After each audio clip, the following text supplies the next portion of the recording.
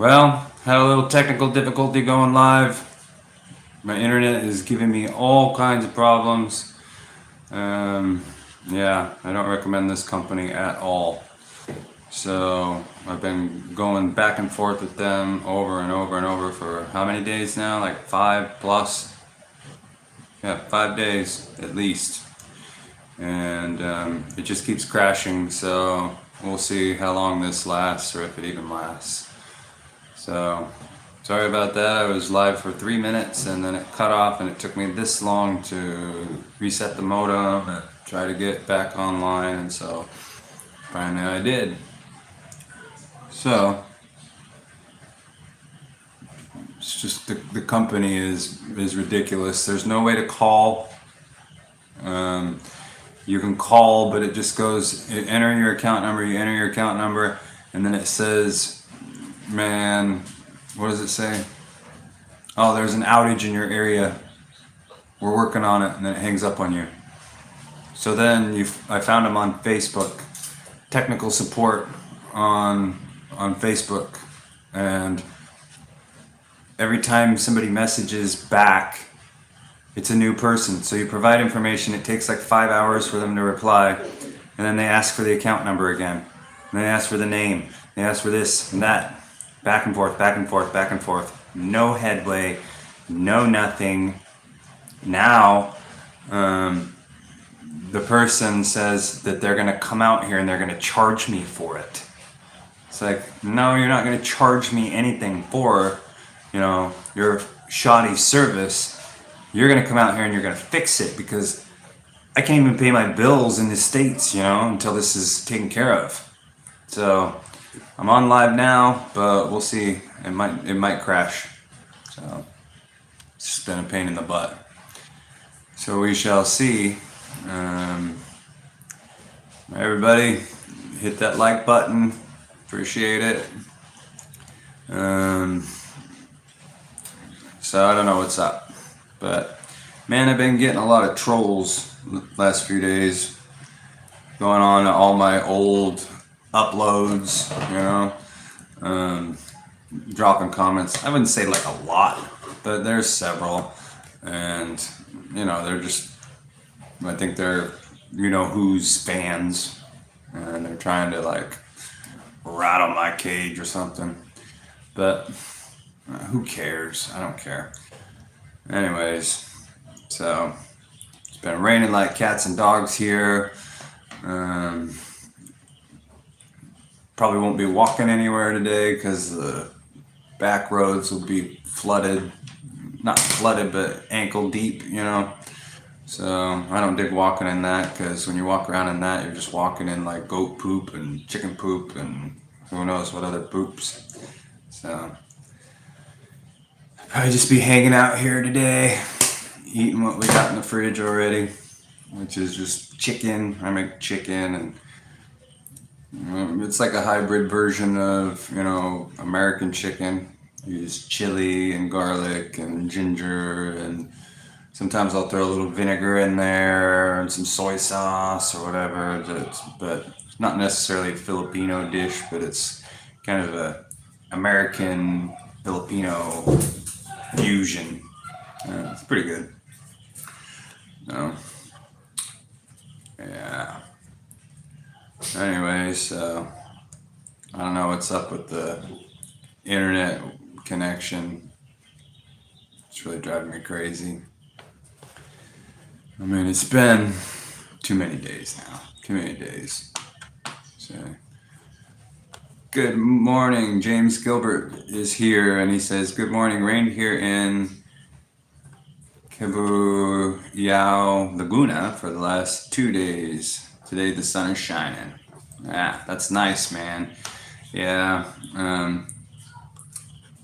it's been pretty nice weather here too, down in Cebu. But it started raining last night, and rained off and on, and now today it's been like really, really, really raining. So lots. So you're in Laguna, huh? Yeah, that'd be a good place to check out. I've had a friend who was up there living and posting a lot of cool sites, like interesting to see. So I would love to come check it out someday. Looks like a pretty cool area. But let's see how the rain kind of stopped now. So let's take a little look outside and see what's up out there. Show you. It's not pouring anymore. Let me slip my shoes on, my slippers. Check it out. No, stay.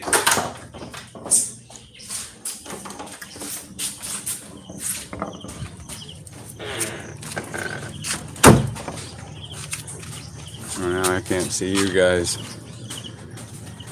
Let's see here. Add some brightness to this so I can see what's up. So yeah, you can't really tell it's still raining a little bit, but just a sprinkle. So yeah, this is Cordova. Showed it last time in the daytime. Do a little panorama view.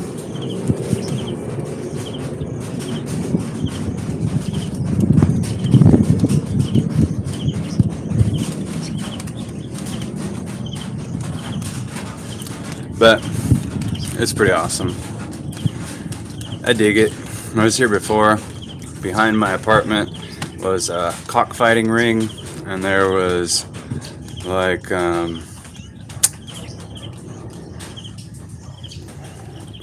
James says, very nice here. I've been here for 2 years and haven't once had a brownout. Internet is awesome. Well, I've been here I've been up there before. I stayed there, not in Laguna, but in that area. And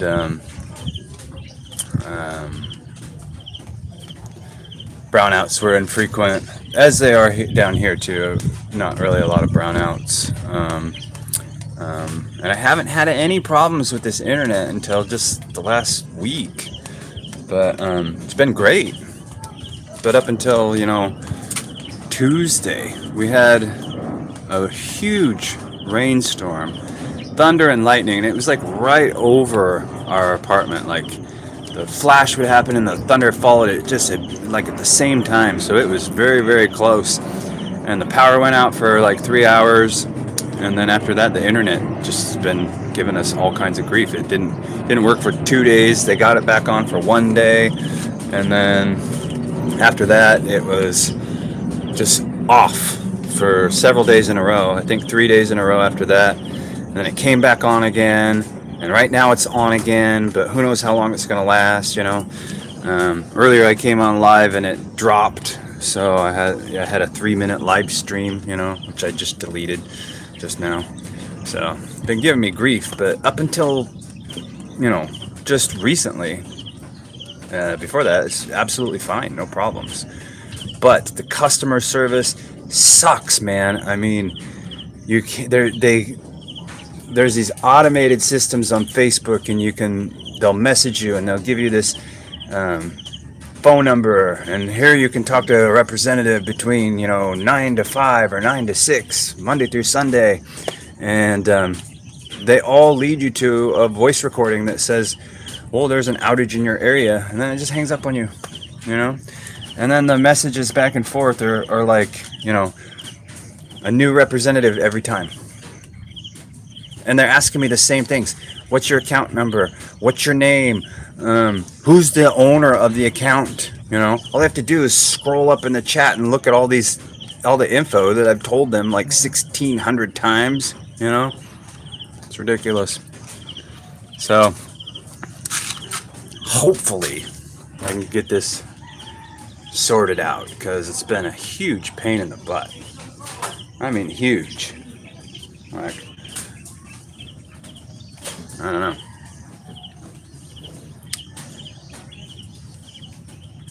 James Gilbert says, planning a trip to Cebu soon. Want to see the Northern Island. Northern Island. I'm directionally impaired, so I'm not sure where I'm at or where that would be. But I'm on Mac 10, and then the bridge across, like 8-minute ride, and I'm in Cebu City. So, but Cebu's a pretty awesome place. Um, I like it. Seems kind of more like I lived on Guam, so it reminds me kind of more like the Guam attitude down here than when I lived up in Luzon. Um, but everywhere in the Philippines is awesome. You know, every place in the Philippines, the people are great. The food's same or similar. There's variations. You know, like seems like up in Luzon things are more spicy in the food area, and down here there's a little bit more sweetness to things. So people are friendly in Luzon. People are friendly down here too. So I don't have anything negative to say about anywhere that I've been in the Philippines, other than some criticisms about Dumaguete. But that's just what the expats are doing to Dumaguete. I haven't been to Angeles, but I'm sure I would hate it. So if I went there, then I'd probably have negative things to say about it. But I'm not going to go there. So whatevs. So yeah, man. That's the outside of Cordova there.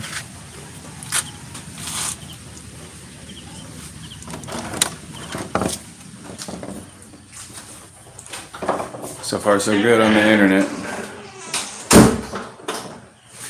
James says I'm not a big fan of the food. I'm kind of picky. Well, yeah, I mean, I feel you on that one. We do most of our cooking at home, which gives us more like control, because one thing about eating out, no matter where you go, they use magic syrup. And magic syrup is essentially just MSG. So I don't dig the MSG, and we don't cook with it at home. So we have more control with our ingredients that way anyhow.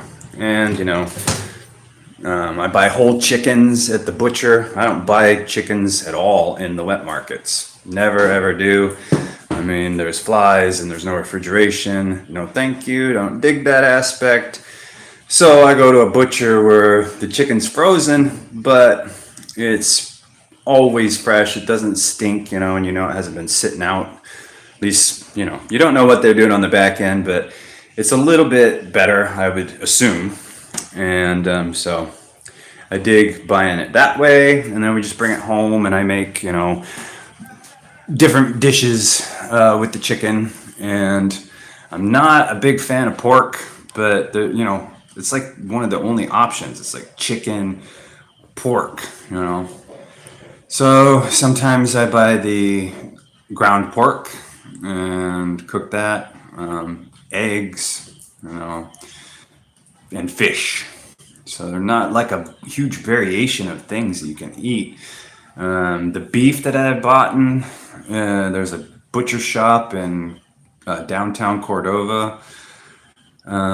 Just, I don't know, it's not that great, and it's expensive, Like if you're gonna pay for beef that costs double than what it would cost in the States, it should at least be comparable, or not like rubber, but it's like rubber. So yeah, so I'm just mostly eating chicken, fish, and a little bit of pork. And we do go to the Carinderia, which is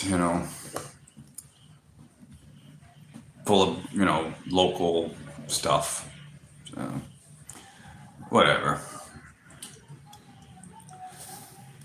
You don't buy any meat at the wet market, James? Yeah, I mean, I buy fish there. I do. But the other stuff, I mean, I just don't buy it. I don't buy it there at all. Ever. Never have, never will. But everybody else does. But again, they're adapted to all the things, and I'm not adapted to that crap. And when you get sick here, like on food poisoning, which I have had that happen, especially when I was here before, it's debilitating and it's no fun. So, you know, I'm just safe about it. Try to avoid all that business so it doesn't inhibit me, from being out and about and doing things for a week or a week plus even. When I was here before, I got giardia from the water. Giardia, a waterborne parasite. And I was going to a water station where they supposedly filtered the water and, it was clean and reverse osmosis and all this crap. Well, it wasn't. And I got sick. I was sick for like 2+ months on that.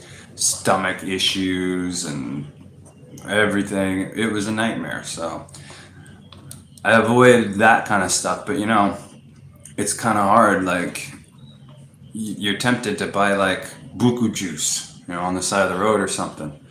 I did that when I was here, I did that here. I mean, about 3 months ago, and no thanks. Nah, because you don't know what kind of water they're using. It could just be the tap water or water from their well or whatever. And Filipinos can drink it because they've been drinking that their whole life and they're like immune to it, whereas we can't deal with it. And I don't recommend doing it because it can make you sick.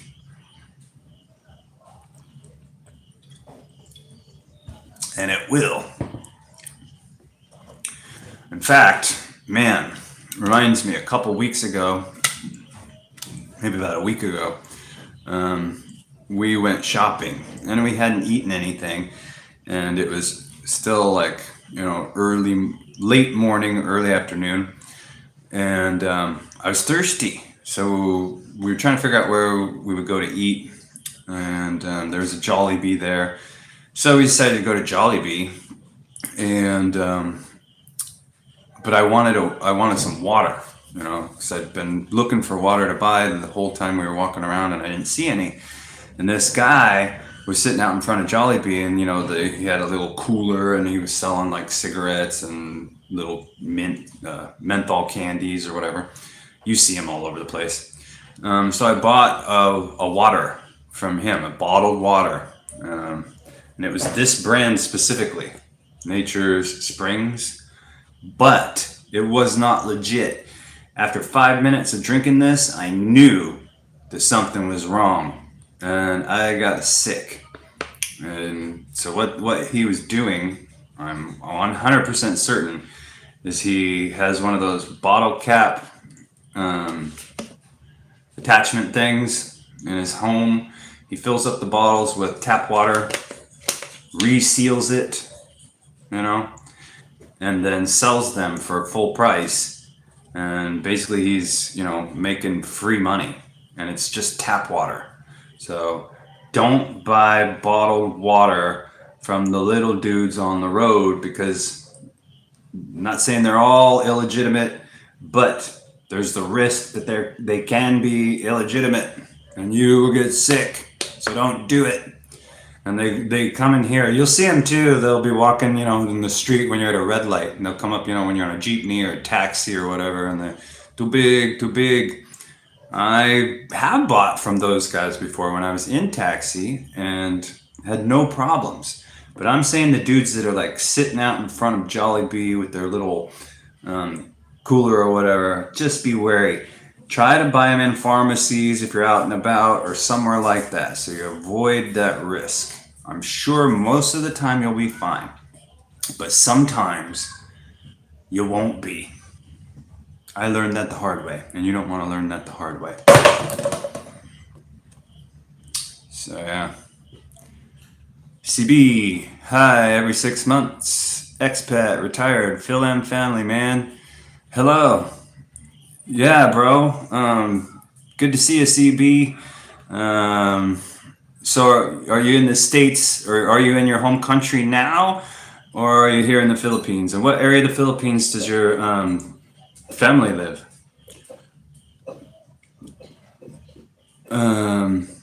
Paul Garton says, thanks for the bottled water tip.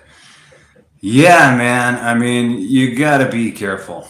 You gotta be careful. And, some people say you might be overthinking it a little bit, but Not really. I mean, just don't do it, and get your water from a more reputable source, like a store for sure. Um, it'll just save you a lot of headache, for sure. Um, James Gilbert says the tap water here smells so bad they wouldn't get away with that here. Well, that's good. But you don't really tend to sniff it. You know what I'm saying? You just, especially like me, I just guzzled this down super fast. Like right before I was going into Jollibee, I wanted a little water before I got, whatever drink came with my meal. So I just drank it super fast, and boy, that was a huge mistake. Before I even got my food, my stomach was just obviously not liking it. Um, so in Panglao, I don't know where that is. Is that where is that at? And 7-Eleven water, yeah, it's a little bit more expensive, but so what? If you're out and about, it's worth it for sure. Um, what you can do too for home use, like Bohol. Oh, Bohol. Okay, yeah, yeah. I have a acquaintance that was inviting me to go to Bohol, but I didn't go. And I'd really like to check it out because it looks amazing. Yeah, all the places in the Philippines are so awesome. It's great. I love it. I love all the places I've been to. I know if anybody, my regular viewers will say, well, you said you didn't like Dumaguete. Well, it's still the Philippines. I just didn't necessarily like um, the uh, the social aspect of Dumaguete. But of course, it was still beautiful, and of course, it was still awesome. Tarsier territory. Haven't heard of that either. Um, but um, James says he doesn't like Duma. Yeah, it serves its purpose for some people, but I'm not really like looking to tour around. I'm here um, for the family and whatnot. So we're not necessarily tourists touring around. We actually went there for a YouTube thing. That's what brought us there, and but it was cool. I liked seeing all of Cebu on the way there. I'd never been on a ferry before, so we took the ferry, there and back. That was cool. Um, Seeing new areas, doing new things, it's always stimulating. It's always fun and cool. So we enjoyed it. But what I said in the video was just my harsh criticisms of it. It wasn't. And some of the Filipinos that I talked to um, were more candid with me. I couldn't get them on camera though, which sucked. That would have been great. Um, but they also relayed some concerns about the drunk people and whatnot. But how long have I been here? James Gilbert asked. In Cebu, this time I've been here since January.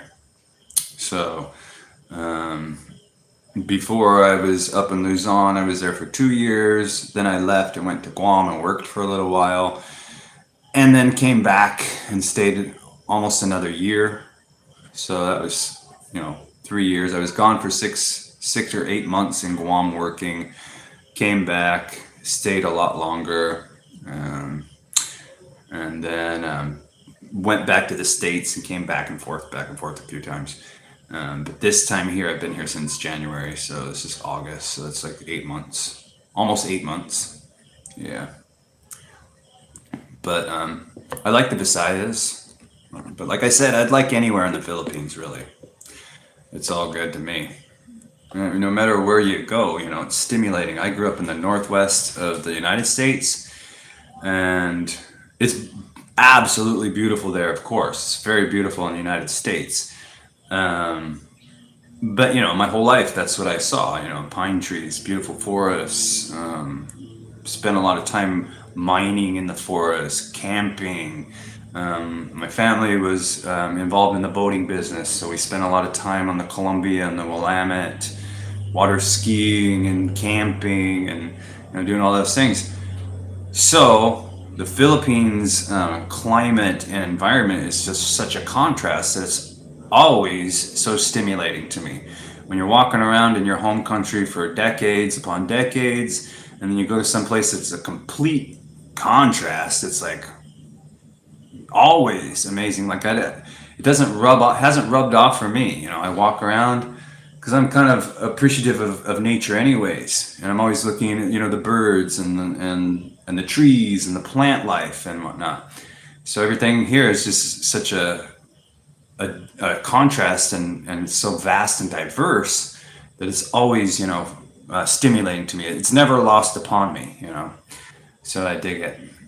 Paul Garton says, oh wait, sorry. James says he's from Wisconsin. They like their cheese in Wisconsin. Um, haven't been there myself though. I haven't went much further than Colorado in the United States. I've seen mostly all the states up till Colorado. If you'd like cut that in a line, that's as far as I've been. But I haven't been east of Colorado really. And Paul says I'm a Seattle native too. Yeah, so you know what I'm talking about as far as the palm tree, or not the palm trees, but the pine trees and all that beautiful wildlife, like the hawks and the eagles and the blue jays and all those that bird life and wildlife. Beautiful, phenomenal. But you see it all your life. So then when you come here, it's like just so incredibly different that it's awesome. Um, CB says, Phil M. Family Man. What's that about? Somebody, I forgot. Phil M. Family Man. Phil M. Family Man. I'm not sure what you mean by that, bro. And Homesteader came on. And he asked the question, is the heat and humidity as bad as people say it is in the Philippines? Coming from New Hampshire, USA. Yes, absolutely 100%. The heat is the number one thing that people note as something that is difficult to adapt to. So that is legit for sure. I'm not sure. New Hampshire gets pretty cold, right, in the winters. It's not like Florida tropical kind of scene. So yeah, you would have a big adjustment to that. When I first got here, every time I first got here, it takes time to adjust to it. A lot of my expat friends think I'm crazy because I don't have aircon, and I don't have it, and they don't understand. They can't comprehend how I pull it off. But I'm just adapted to it, and I'm like a big guy. I'm kind of overweight too, so people say, "Well, I'm overweight and I need that aircon." Well, you can adapt to it, you can adjust to it, but I tell you, some of the days it would be nice to have aircon, and I really, really love when I'm out and about and I walk into a mall or something. That aircon feels phenomenal. Oh, gotcha. I thought you were asking me that, CB. I am married to a Filipina, and she's currently pregnant. So we're gonna have a kid probably in January-ish, late December, early to mid-January. So and she's phenomenal. She's amazing. I was married to a Filipina before, and that situation turned really ugly. We did the K-1 visa process, and it all fell apart. We both made mistakes in that, and so it was a nightmare. But my current situation is vastly different. We went about it, more intelligently, and I don't have any worries or issues about this relationship. It's for life. We got married here, so there's no divorce here. The other one, we got married in the United States, and as soon as she got her stuff, She dropped me like a hot brick. So it was just kind of, a whole different scenario. And this one is completely different and amazing. Um, and so Paul Garton says aircon is expensive. It is indeed. Although I just had lunch. It was a long lunch/dinner with a couple of subscribers from my channel, and we went out to lunch. Well, sorry, it was pretty much dinner. And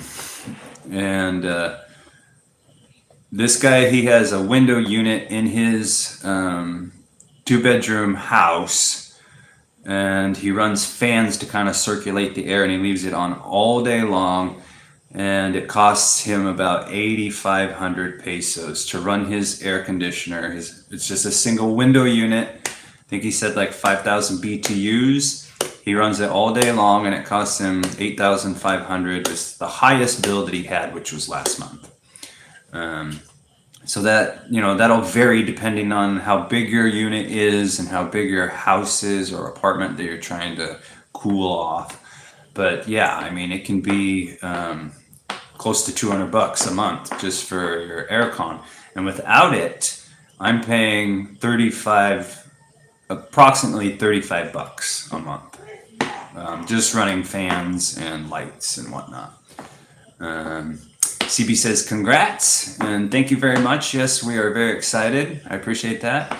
And live and learn. Yes, I learned a lot from that, which gave me a better approach into this one. So Paul says, I found your channel through Expat Trash. You seem very humble and likable to me. How can I donate? Before I answer that, CB says, midnight here, guys, off to bed. Blessings all. Thanks, CB. I appreciate your input. Hopefully you subscribe to my channel. I'm going to do lots of lives and local videos and things. I like to do interviews. So give me, a subscription. Hopefully I can earn that from you. And I hope to see you again soon. So nighty-night, sweet dreams. God bless. Take care, brother. So Paul said, he found your channel through Expat Trash. You seem very humble and likable to me. How can I donate? Well, I don't know much about that as far as like they had these super chat things. I'm not monetized. So I don't really have a way. Although one of my subscribers really pushed me to, because he wanted to donate also. And I told him, no, it's fine. Don't worry about it. But he said, set up that coffee thing. So I set up the buy me a coffee. And I have that option on there, but I called it buy me some rice, trying to be clever. So there's that option, but I'm not in it for that. But if you want to, that option is available, Paul.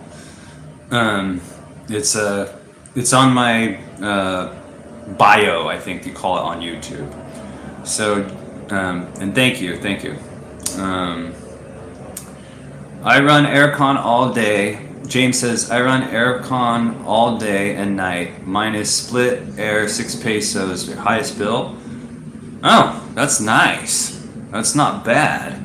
I wonder if the kilowatt per hour is a different rate or something. But yeah, I mean, the guys that I had, the subscribers that I had a meal with recently, they run theirs all day too. And it's not, I thought it would be a lot higher, but it wasn't. So for all you guys curious about aircon, James just gave a good kind of hands-on example. He pays 6K a month, and that was his highest, he said. So Martin just came on. He says it's 6 o'clock in the morning in Sweden, and almost time to go to work. Man, that's an early day, huh? Well, brother, good. Have a good day at work. Stay positive and get through that. And hopefully, I can't wait for you to eventually get here and be able to chill and relax, because Philippines is awesome. And good to see you, by the way, Martin. So James said, you made it on expat trash. Well, I did, but they only just used my clip. See, I had made a video about what's his name, World Zoom, and Jasper, and I criticized them, and so but in that video, one of the intentions was to let people know about expats trash. So before expat trash got taken down, which they did get taken down yesterday, YouTube deleted their channel.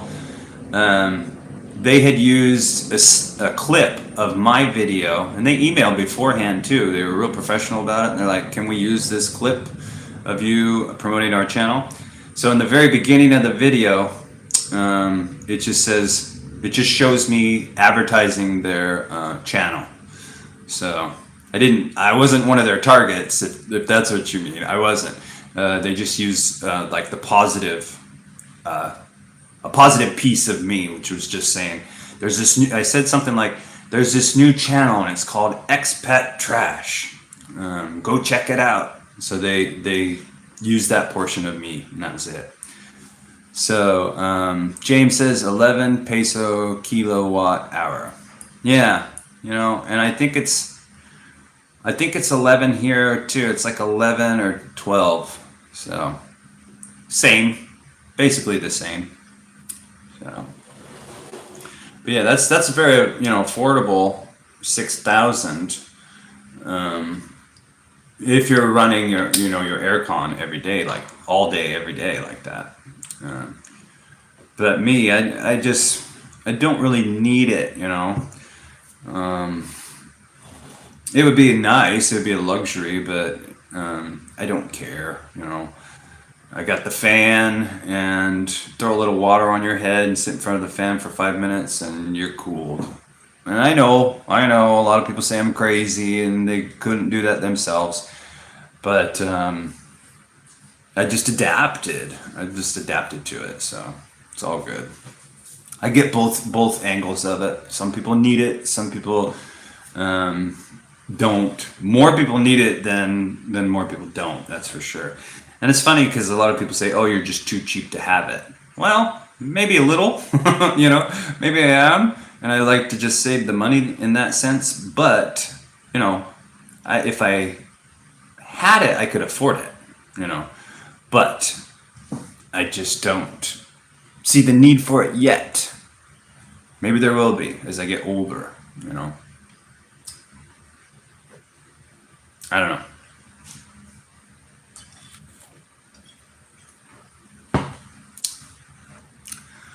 But the Philippines is fantastic, aircon or not.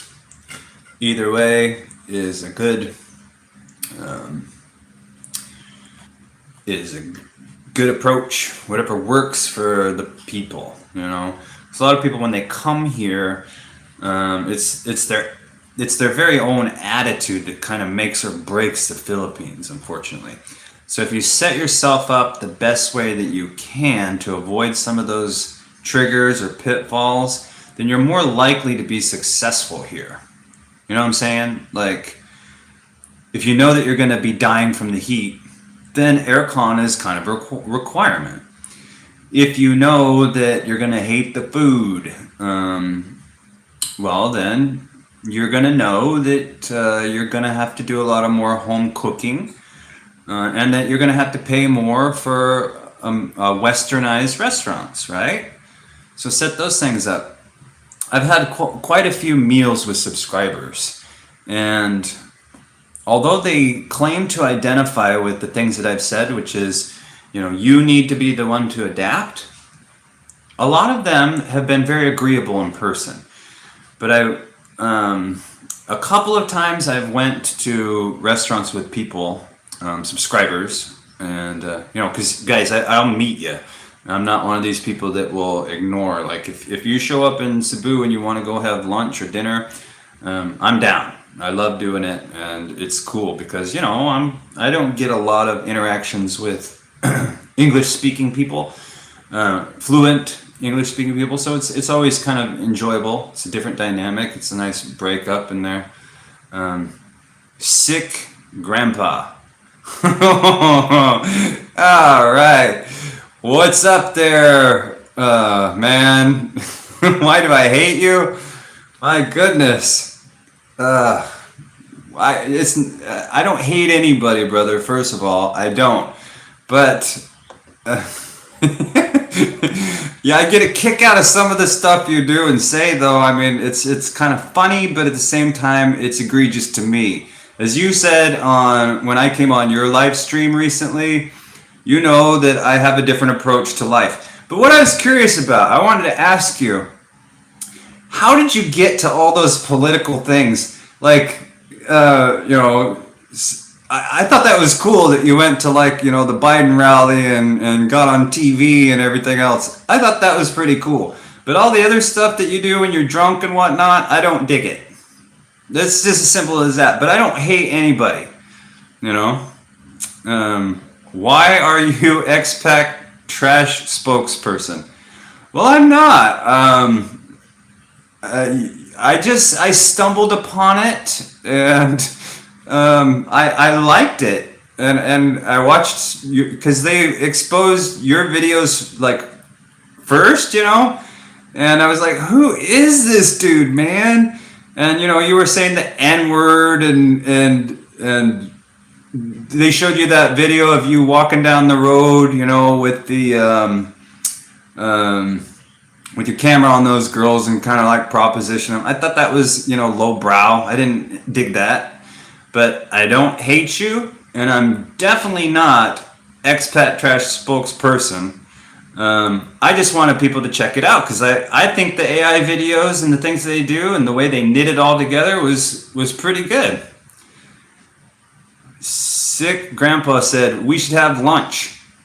Brother, I would love to have lunch with you, but I know that you're prone to punch people and whatnot. So I wouldn't want to go to that lengths with you or anyone else. You know what I'm saying? But if you want, I would love to interview you. I'll interview you and put you up there, but I'm going to ask you some tough questions. So if you're down to do it, brother, I would be down to do that also. So you can email me or we can talk now, whatever you want to do. But I don't hate anybody. Sick Grandpa was one of those targets that Expat Trash put up on there. But by the way, Expat Trash got torn down. They're no longer. They made a new channel, but it's just going to get taken down too. And I think it's unfortunate. I'm sure Sick Grandpa doesn't think it's important. We interview each other, Sick Grandpa says. Okay, if you want to interview me, no problem. But I want to interview you too. So if you're open to that, no problem. But just keep your hands to yourself, man. And I really want to know what was up with the Alex Jones stuff and everything. I personally like Alex Jones. So I don't think Alex Jones, I think Alex Jones is legit. So Homesteader said, is there a 5-star condo rental with modern amenities in Cebu? Can 4K US dollars per month be enough to live that lifestyle? Absolutely. Absolutely. That is a very cozy and comfortable budget. 4K would be really, really sweet, Homesteader. You could do a lot with that. A lot. So my buddy here, Sick Grandpa, says, I took down Expat Trash. And then he says, Sick Grandpa says, I take all the credit. Well, I think, you had a hand in it because you were reporting them a lot. And then the cumulative people who reported them added to it. But you were definitely a factor in it. Everybody who reported them contributed, and whoever was the loudest, and I'm sure you were probably one of the loudest. Definitely a large factor. I don't know who was the catalyst, but I'm sure your input definitely attributed to it.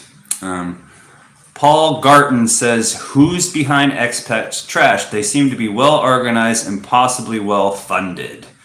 Well, I know Sick Grandpa here has an opinion on that. He was talking about some kind of crime family or something like that, and I don't know much about it.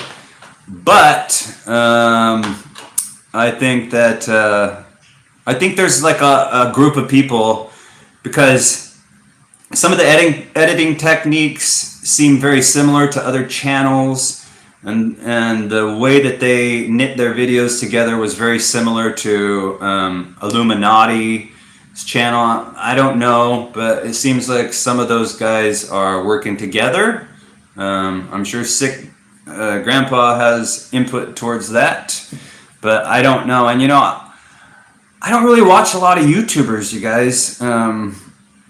But the Expats Trash, everything that they put out, I was like, as soon as they uploaded, I would go watch it.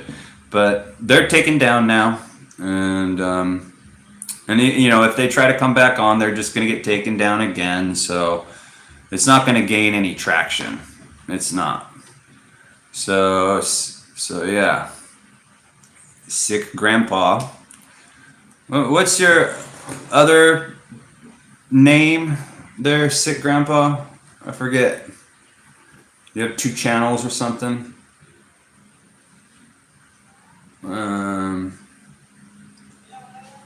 But yeah, Paul, the Expat Trash, they really know how to do their videos. Like me, I can't even edit, or do any of that kind of stuff. It's beyond me. I don't know how to do it.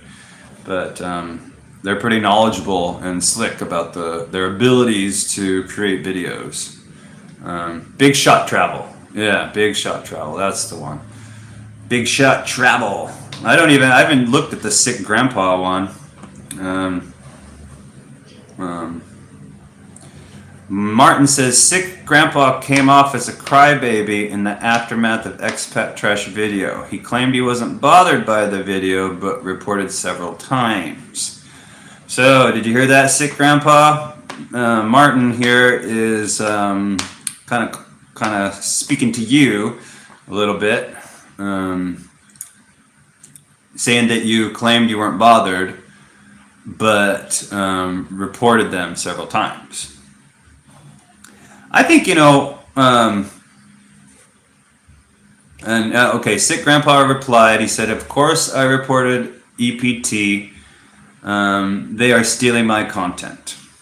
So I can see how that could be, an issue.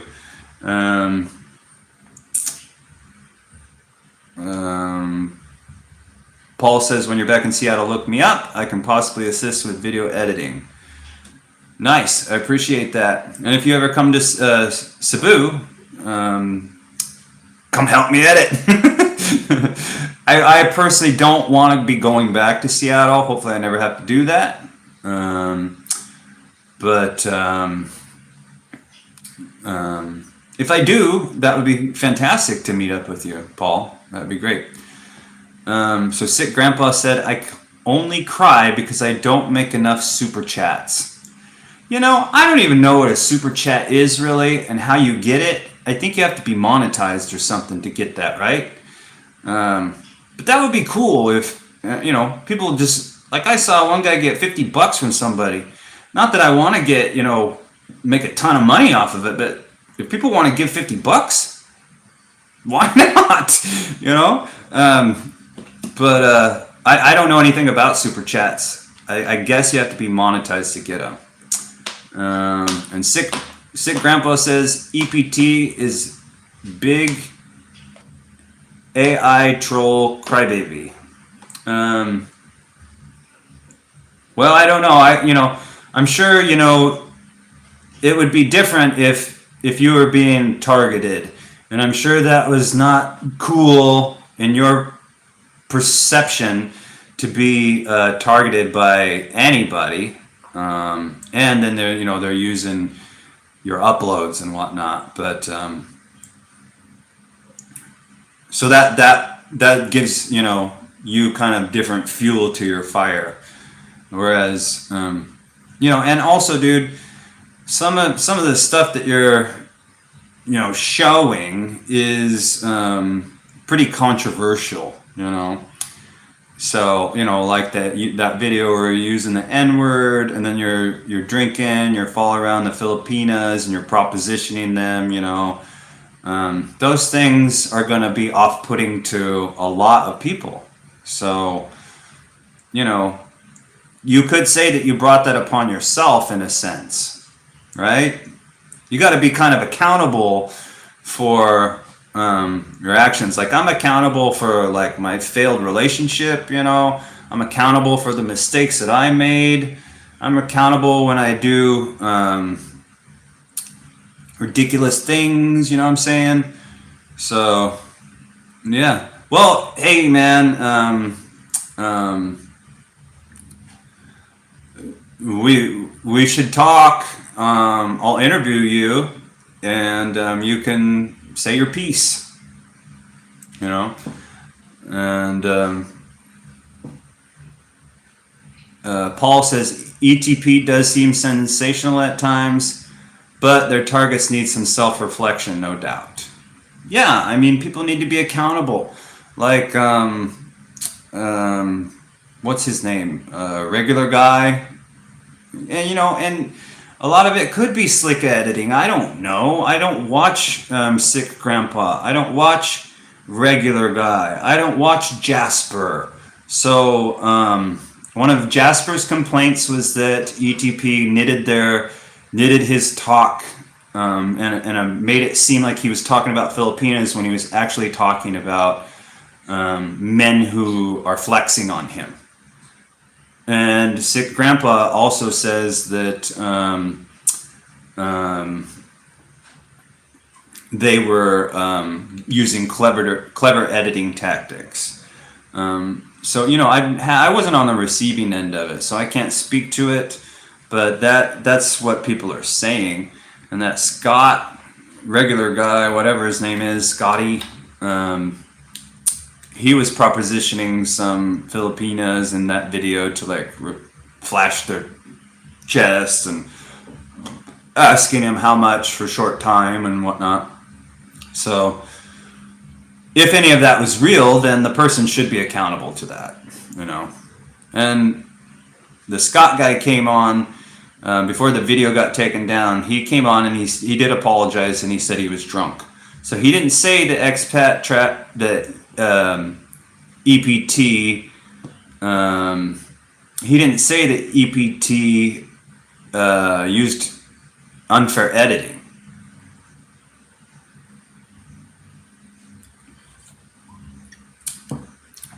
Sick Grandpa says you should copyright strike them, bro, for stealing your videos. Peeperoonies, baberoony. Yeah, right. That's what Paul said, peeperoonies. Sick Grandpa says you should copyright strike them, bro, for stealing your videos. Man, I don't care. I really don't. Anybody can use my video for whatever they want. They can make a cartoon out of it. They can make fun of me. They can do whatever they want. I don't care. I am who I am, and I stand by whatever I do. If I make a mistake, then I have to answer to it. But in general, I don't really do a lot of crazy things. I don't do any crazy things. My uploads are pretty boring in comparison to most people's. I'm not sitting here trying to claim to be some kind of great YouTuber. I don't know what I'm doing at all. So I just winging it, just having my own kind of fun, doing my own kind of thing, and seeing what happens. So I don't care if you can use one of my videos for whatever you want too. It doesn't matter to me. So Saturn 60 is here saying late to the chat. That's okay, man. We're just riffing off of it. We had a video here, or we had a appearance here by another YouTuber. Again, this one is Sick Grandpa, but he's I already forgot what your other name is, bro. What is it? I gotta scroll up here. Something travel. Oh, Big Shot Travel. So Big Shot Travel, aka Sick Grandpa,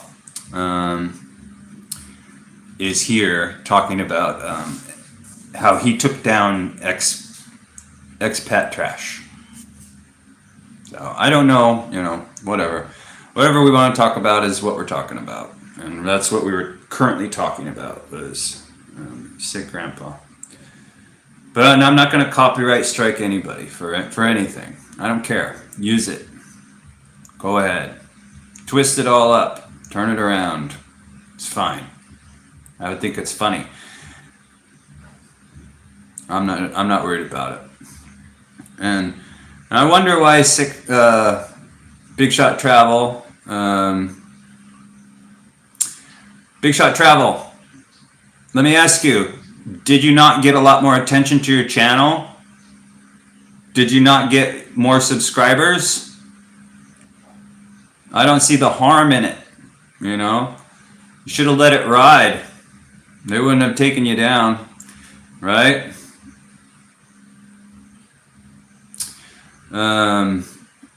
Saturn says, yikes, I saw the expat trash vid on him. Wow, does he make expats look bad? Now, see, Big Shot Travel? That's a criticism. And you can choose to either be angry about that or use it as a way to maybe change your tune. It's up to you, how people respond to whatever they're affronted with. I don't, my philosophy, so I'm going to approach it from that stance. So just keep that in mind when you're hearing me talk. Paul Garton said, you should be able to make a couple $100 a month from YouTube. You're very knowledgeable and easy to listen to. Well, thanks. I appreciate that. That would be great if I could make some extra cash from it. But mostly it's just fun. I mean,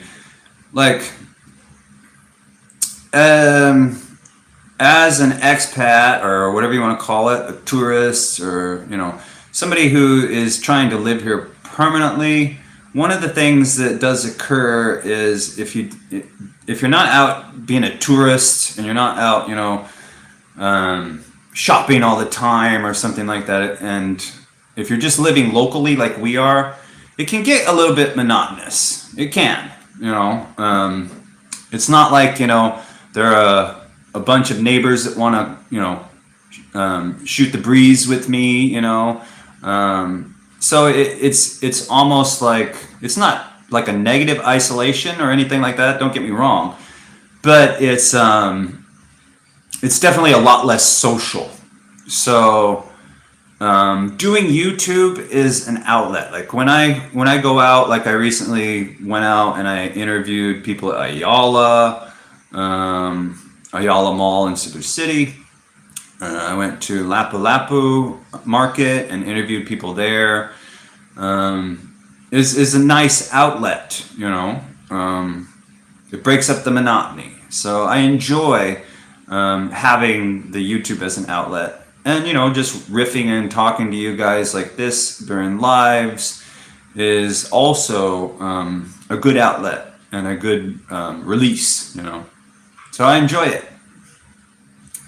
Whether or not it translates into making money, I don't know if that'll happen, but I'm open to it, of course, right? So Paul says, I'm thinking about splitting time between PI and the Pacific Northwest within the next 12 months. Fantastic. That'd be great. I don't know what your financial situation is, or your work situation, I should say, but splitting time would be fantastic, especially if get out of the Pacific Northwest during the winter time. Like say you split in October and stay here until like late spring or something. That would be ideal, right? Because then you could have the Northwest summers and and avoid all the cold weather, you know. Which I like snow. It's beautiful. It's enjoyable, all that. But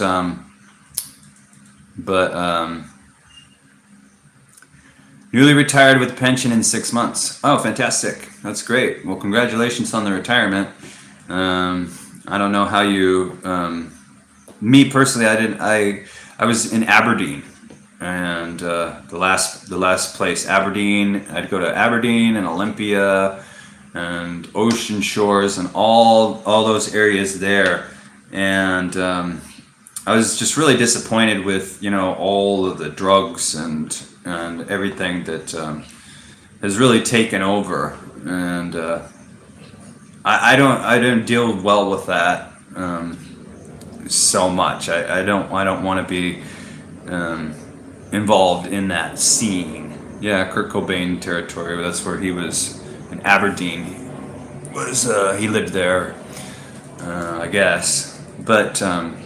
I was only there for 6 months. My brother lives there. He has health issues, so I kind of agreed to go there. And he doesn't. He's pretty mobile and stuff, but he has issues like paying his bills and whatnot.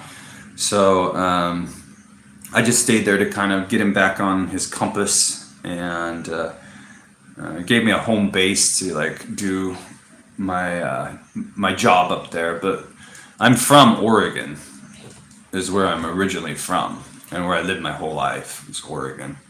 With a few stints, I lived in Colorado briefly, and in the Southwest when I was younger, like in my early 20s.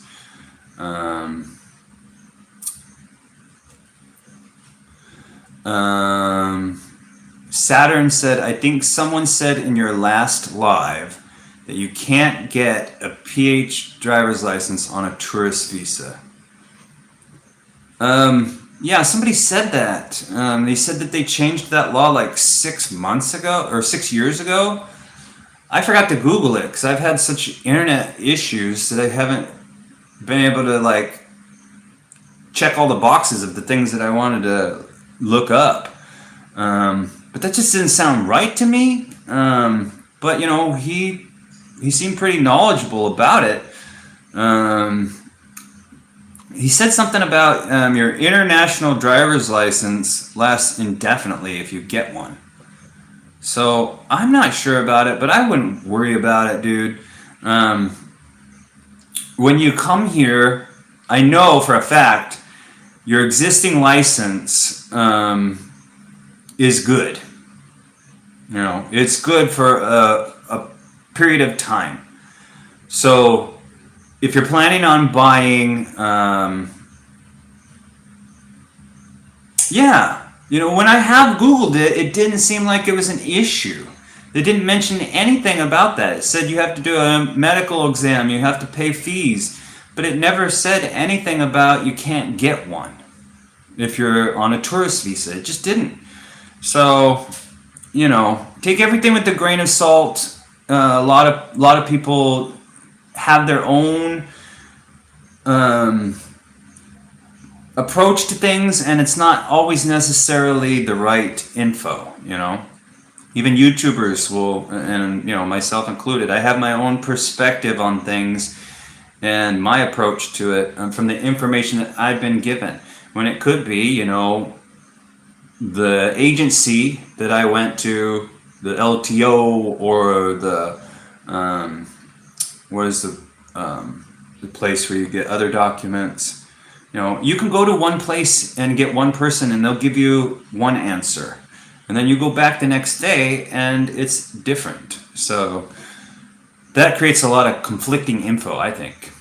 So, you know, one thing I always recommend to people is don't overthink it, right? You're going into a place, and of course you're going to have this fear of the unknown. And you're going to think, oh, you know, what do I do? What do I do? But it's always okay. There's always a way to get through it. There's always going to be somebody that can help you understand things.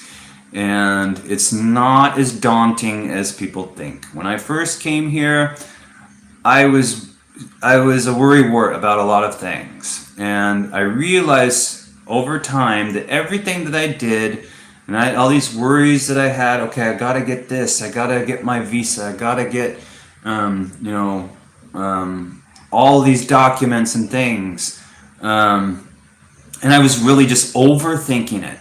And so I learned to just go with the flow. I'm not saying don't be too relaxed about it, but just don't overwhelm yourself with worries on it. Everything here is pretty easy to do. It's not as difficult as people make it seem. You might have to go back and forth more than you like. The lines might be longer than you like, but it's all pretty doable. So that's my number one advice when it comes to these issues is don't overthink it, because it can all be done in some fashion. Like I was telling that guy, it didn't seem right that you could drive for a certain period of time and then you just couldn't drive anymore. I know that to not be true. I know expats that are here on 3-year tourists and they drive and they have a license. So, if they can do it, so can you. So just don't overthink things. That's important. And feel confident that whatever you need to achieve can be gleaned in without it's not like you're not going to be able to. I guess I'm trying to say you will be able to. It just might be more trips back and forth. Maybe you need a new document. You have to go get that. But you jump through the couple of hoops, which aren't difficult to jump through, and you'll get what you need. Just remember that, you guys. Don't try not to overthink things. That's important, because it's unnecessary worry, and we're not supposed to really worry. Worry is bad for you. Stress raises up your cortisol, and it's bad for your heart. It's bad for your blood vessels. We weren't designed, really. We were not, as human beings, designed to have worry. And what is the proof of that? Is that it makes us sick. Perpetual worry will raise your cortisol, will give you anxiety, which is bad for your heart. So why is that? It's because we're not supposed to worry about things. We're just not. And the proof of it is the physical reaction to the worry. And I know that's kind of hard for people to learn that tenet and apply it in their life, but it's oh so true. Of course you should have your concerns, of course you should be aware, but just don't overwhelm yourself with all these things, all these ducks you need to get in a row. Sometimes the ducks aren't going to go in a perfect row. So if you can apply that theory to your approach to the Philippines, you'll have a much smoother time. I think. So yeah. I guess sick grandpa exited the building.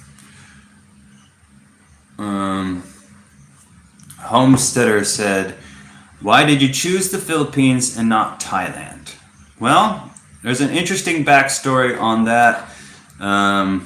Almost 11 years ago, I was going to go to Thailand. I didn't even know about the Philippines. All I knew is that when I was a kid, Imelda Marcos from the Philippines had a huge shoe collection, and she, was embezzling. And all that. That's all I knew about the Philippines. Back then, I was getting a divorce, and I wanted to go somewhere where I could go gold prospect. And Thailand has a lot of gold.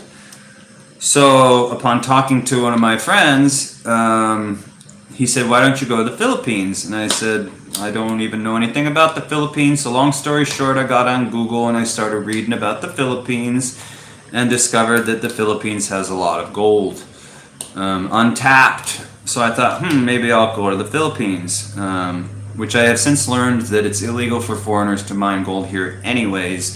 unless you're a huge company and you get all the permits and whatnot. But a small scale prospector cannot really do any prospecting here in the Philippines. So that was a bummer, but I went through all, months of things. I joined a gold prospecting forum, started talking to people who were small scale miners in the Philippines. They were panners, and Philippines just seemed like a cool place to go, so I gave it a shot. So I liked it, and I haven't been to Thailand yet. I do know a lot of people that have been to Thailand, and they compare it to the Philippines, and to be honest, most of them do like Thailand better. They say it's cheaper, the food's better, the infrastructure is better, and the prices on houses and electricity are significantly lower. But I think when you're talking about, prices and things, you're talking about a few bucks here and there. But that's why I chose the Philippines over Thailand. But initially I was going to go to Thailand only because I knew about it. I knew about Thailand, and it looked awesome, and the food's great. I love Thai food. So I thought I'll go to Thailand. But then just one person said Philippines, and it started snowballing from there. And I think one of the things that I like about the Philippines, and a lot of people who go to Thailand say, is that the English here in the Philippines is something that kind of is a huge perk. Because in Thailand, although there are people that do speak English, it's not as prevalent as it is here in the Philippines. So that's really helpful. There are a lot of people, especially since I've been coming to the Philippines, I've noticed that people are becoming more fluent in English. Paul says, I have gold prospecting land near Kettle Falls, Washington, large creek near Columbia River. That's great, man. I've done most of my prospecting in Oregon, California, Nevada, New Mexico, Alaska, and Washington. I haven't done much there because I don't know the regs and all that. But before they dammed up the Columbia had a ton of gold, but I think they cut off the source somehow or something. But that's great, Paul. I love gold prospecting. It's a huge passion of mine. I've done it since I was young. I have metal detectors and dredges and, all of that. And love it. It's one thing I do miss, but I'm not allowed to do it here. And I'm in Cebu, and it's not a gold-bearing area in Cebu. Like Mindanao has gold.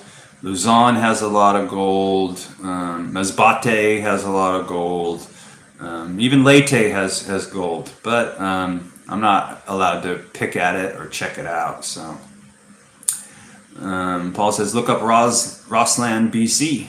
I will check into it. Sounds great, man.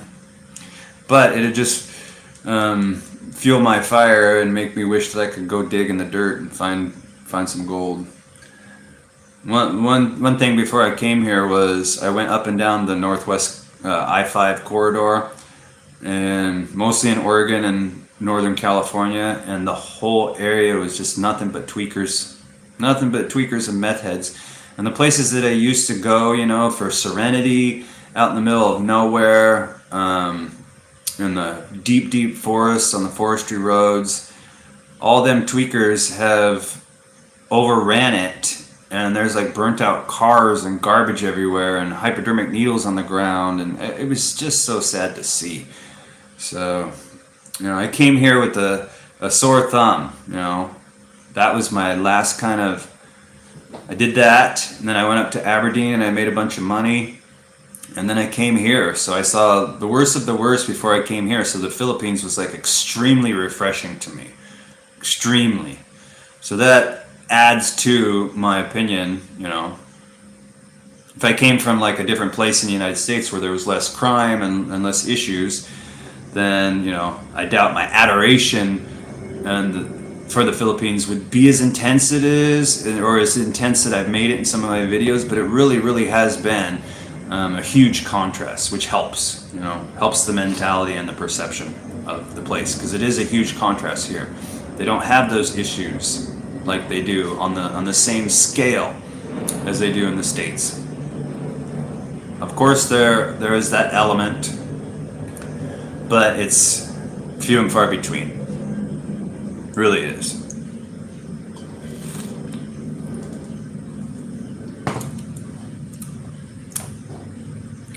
Yeah.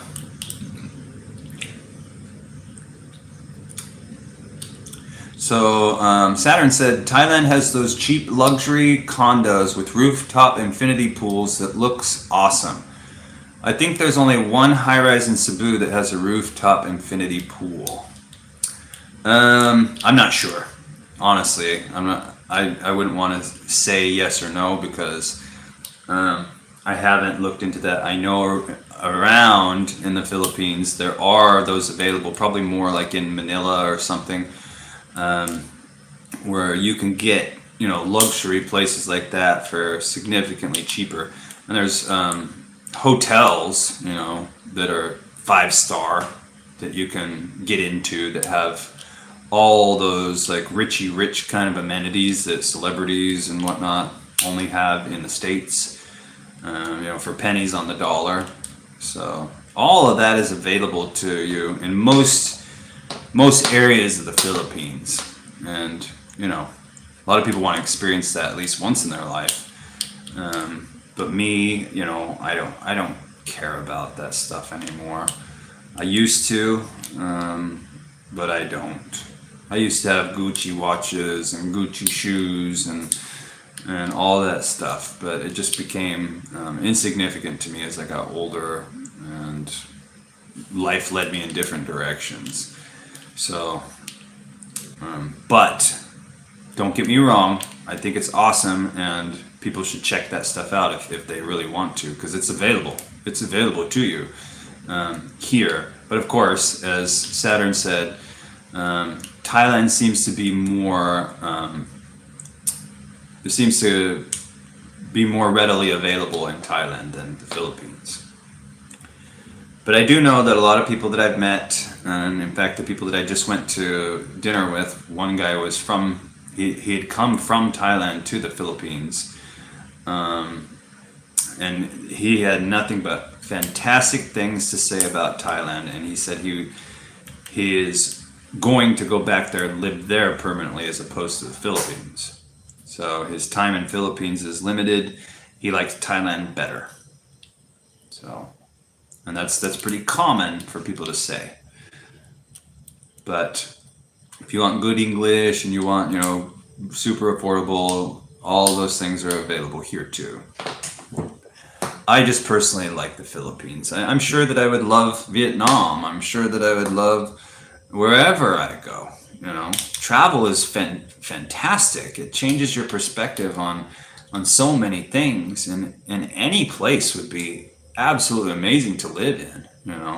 Be it Thailand, be it Vietnam, Cambodia, Malaysia.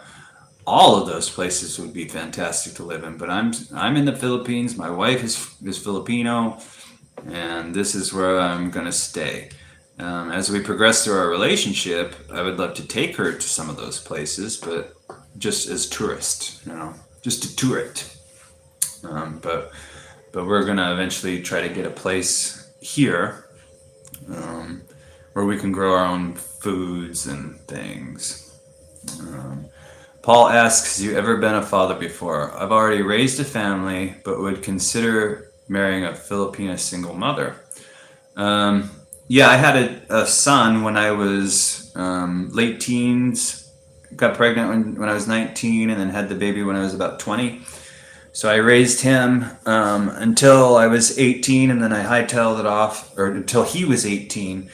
And his mother and I pretty much just agreed to split after he graduated. So after he graduated, I went to Alaska, and I mined gold in Alaska and lived out more of my dreams that way. But but we raised him, and he's now in his upper 20s. So yes, I have been a father before, um, and raised the family, had the house, the cars, and the dogs and the cats and everything. Um, I know that it's kind of not necessarily a requirement, but it is definitely something that a lot of Filipino would want from a foreigner, would be, children. But if you go into it, with your kind of approach where you, like you said, you'd consider marrying a Filipino single mother, that would be different because you'd already have kids. But a lot of them would still want to have a kid with you, and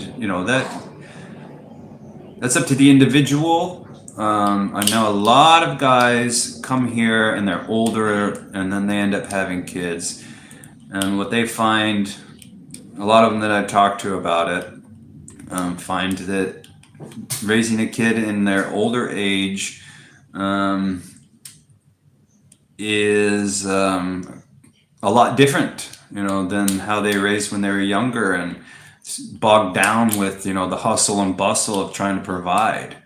You can raise a kid here on your pension and have no stress, and you can just chill out with your kids and be more involved, as opposed to, a lot of the dynamic in the United States is the father doesn't really have opportunity to spend that quality time with their children. Whereas here, when you're older and you have more time on your hands, then those moments are more prevalent. And they note that as a great aspect to being a father here. But, then there's the fact that, you might be in your 60s, and then will you even be around for when that kid graduates? All those things are factors to be considered for sure. So yeah, I mean,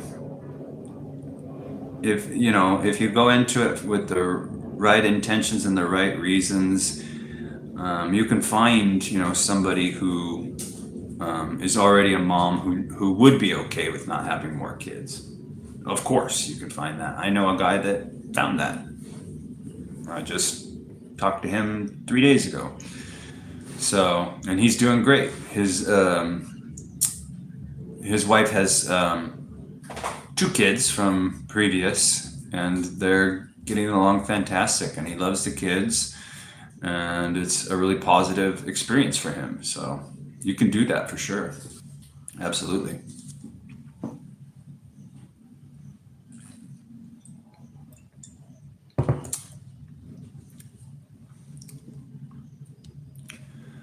So, life takes you on, trips and turns, and you never really can anticipate um, where it's going to lead you. So Paul asked me a good question here. I like it. He says, if money were no object, would you rather raise your family in PI or United States? And I love this question because, hands down, I would rather raise my kids in the Philippines. But things are going to change here within the next 20 years, and the whole world is going to be very similar to the United States. But the Philippines has a unique kind of dynamic where it reminds me of, the old days. It's kind of like right now, a lot of people say it's still like the 50s here, but I would say with the internet introduction and stuff, it's more like the mid 70s. So picture how things were in the mid 70s. The kids still would play outside and they would still do these things. And that generation, those things, it's still more wholesome. And the society is not the same, with the same kind of moral kind of uh, I'm trying to be careful with my words because I don't want to like offend people, but indoctrination, I guess I'll just say it. The indoctrination that's going on in the schools today is something that if I had kids in the United States, I would homeschool them.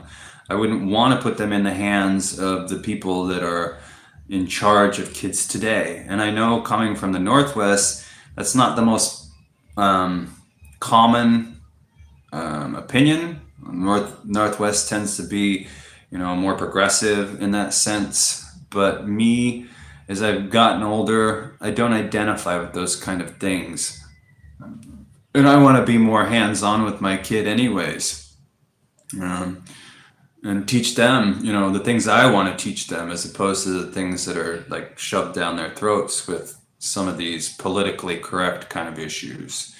That's how I'll say it. Hopefully you get what I mean. But here, it's just night and day different. And I like the old-fashioned kind of approach to the society structure here. I do. So money here or there wouldn't be an issue. I could have, kids in this. I could bring kids over to the States and take care of them there if I wanted to, but I don't choose to. I would never. Me personally, I don't ever want to go back to the United States. So that's just a given. So ideally, it would be here for sure. Definitely would rather raise kids here than the United States. 100%.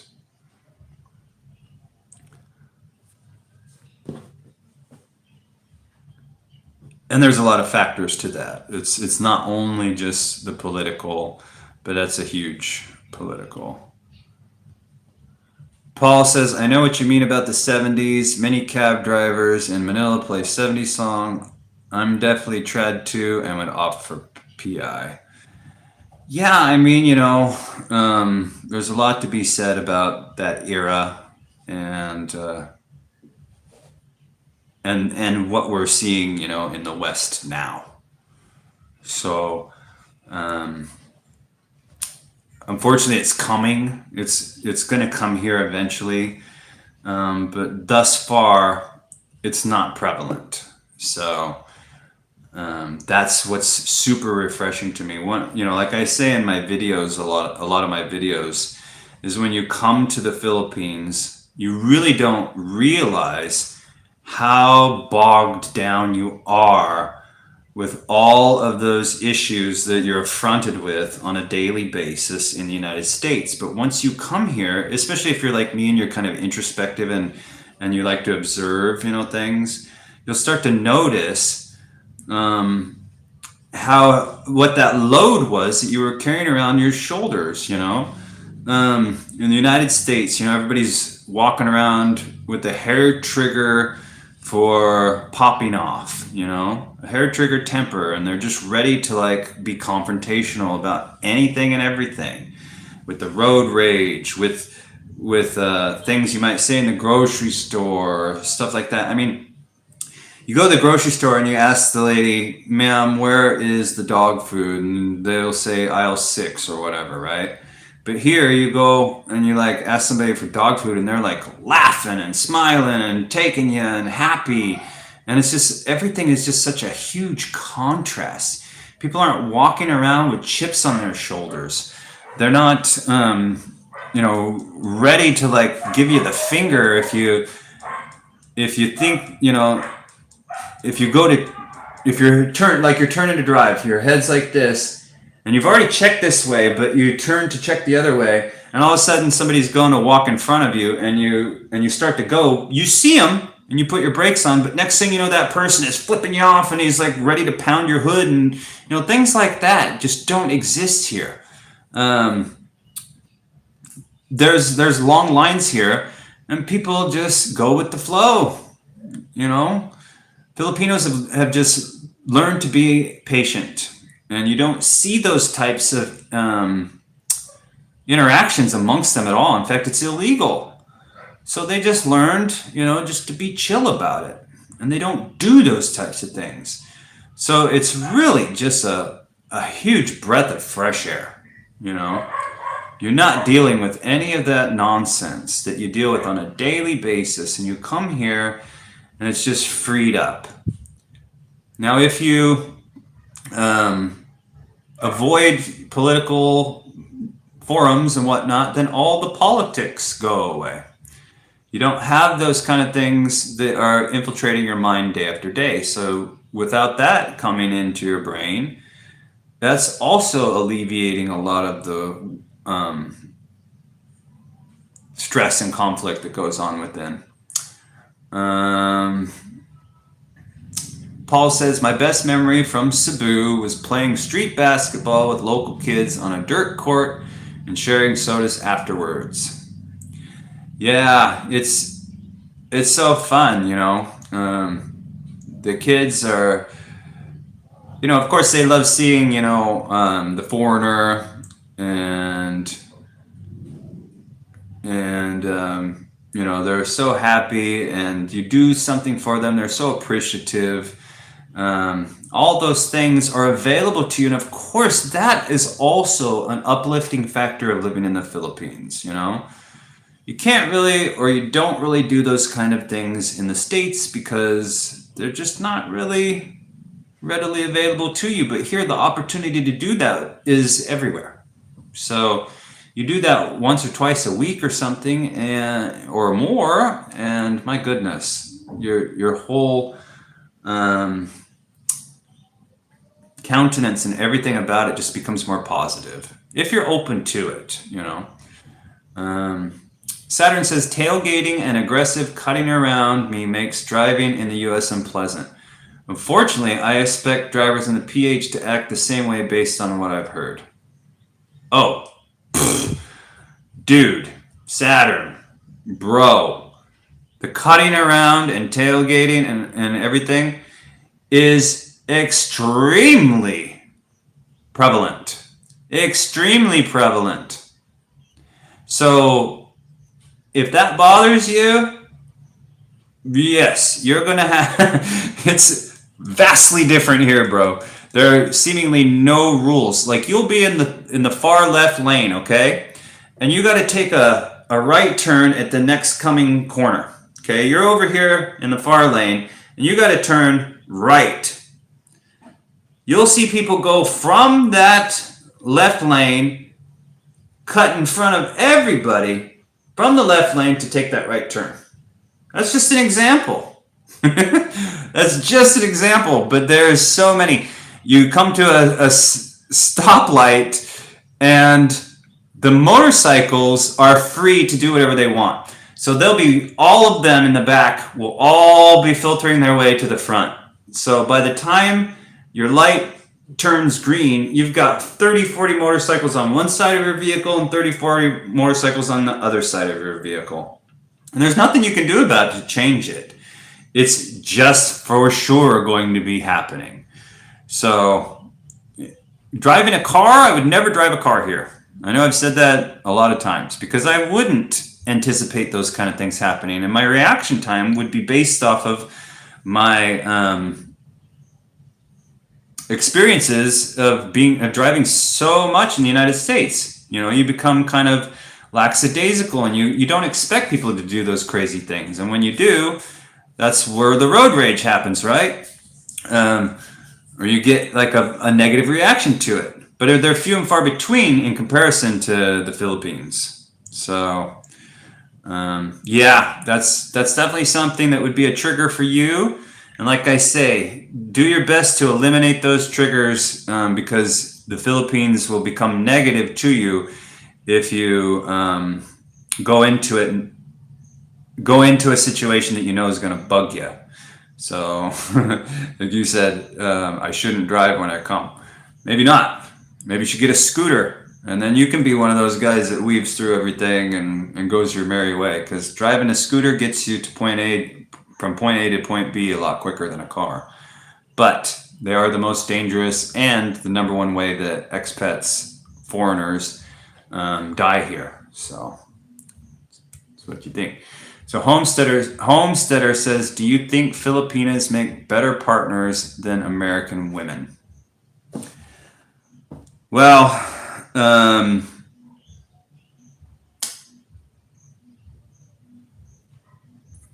yeah. I mean, it seems to be that there is still more of a traditional aspect in a lot of Filipino women that they carry around with them. It's becoming more modernized. They're not traditional in the sense of like ancient biblical times, but traditional in the sense where family is important. Not to say that American women don't treasure family, but it's different. You know, the house, the home, the husband, the whole dynamic of it is interwoven into her psyche to where she would like to. And this isn't everybody. Not all Filipinas are going to fit the same mold. That would be stereotyping them into saying they're all the same. They're not. But there are more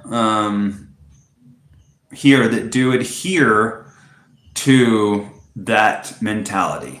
So, me personally, I'm whatever age I am, you're whatever age you are. And if you're going to go into the dating pool in your home country, you're going to be, dating, pretty much your age.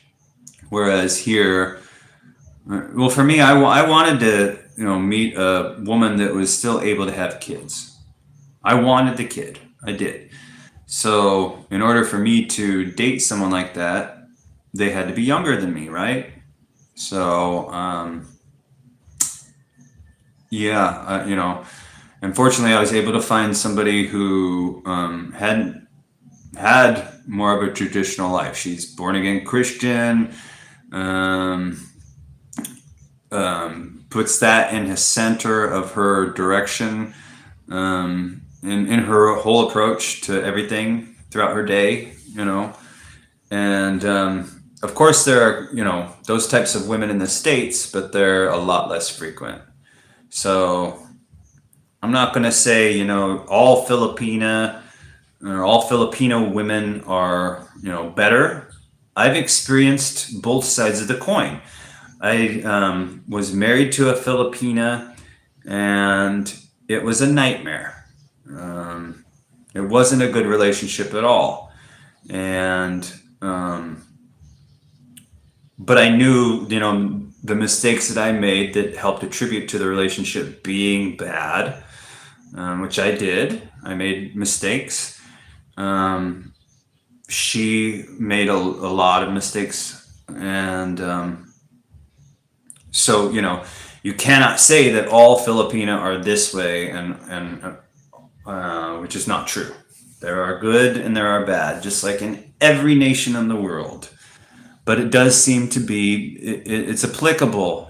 Just the mentality here is still back towards the 70s kind of mentality in all aspects: women, children, society, everything. Saturn says, do you think riding a trike is safe? Maybe that's the best way to get around on a budget without my own vehicle. Yeah, I ride trikes all the time. Looks like my connection is lagging. Sorry, guys. I ride trikes all the time. But I think, having a scooter depends on where you live. Like, scooters would be phenomenal for your own little barangay. Like, if it's a little bit of a walk to the market or something, and you're in a hurry or it's raining or something, you can hop on your scooter and get there a lot quicker and faster. And that's, pretty safe. You're going to not be in a lot of traffic that way, depending on where you live.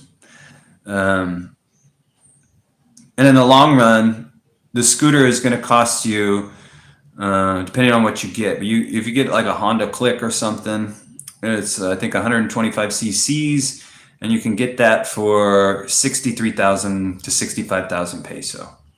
So depending on how long you're staying here, in the long term, the scooter would be even cheaper than public transportation over time.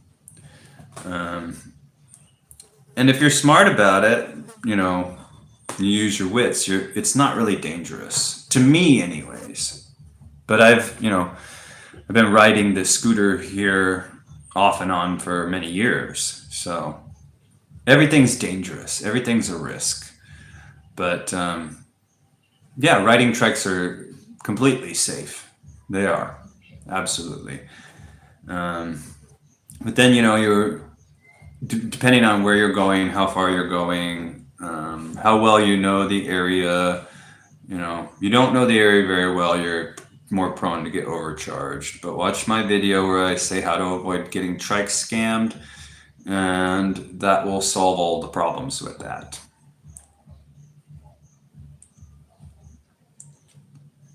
Yeah.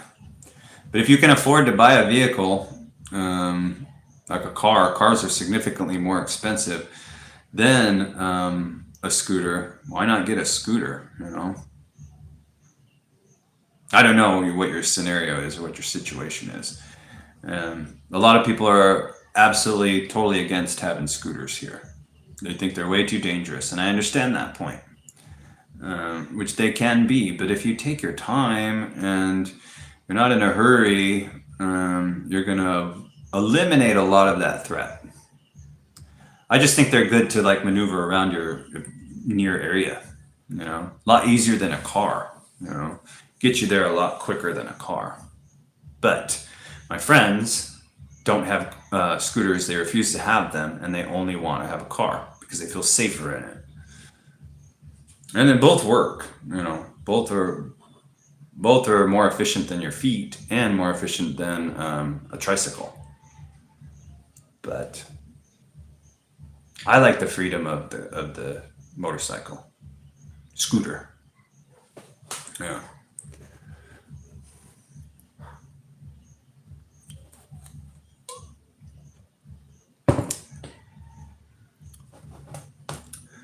Paul asked, if your budget allowed, would you consider a live-in domestic? No.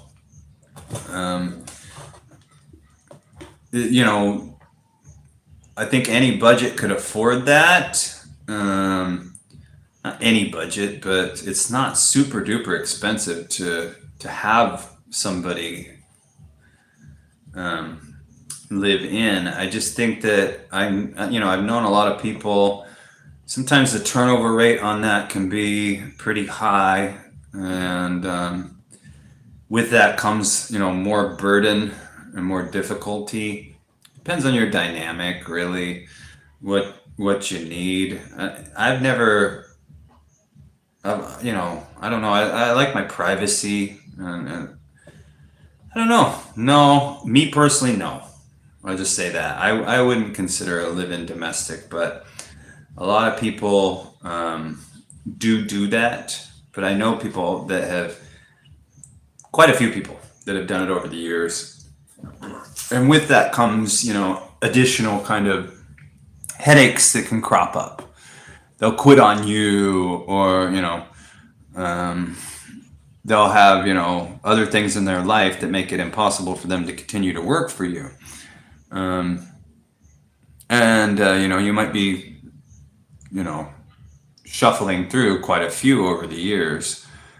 But me, no, not unless I was like older and had big health issues or something like that where it could be a benefit to me. I personally wouldn't do it.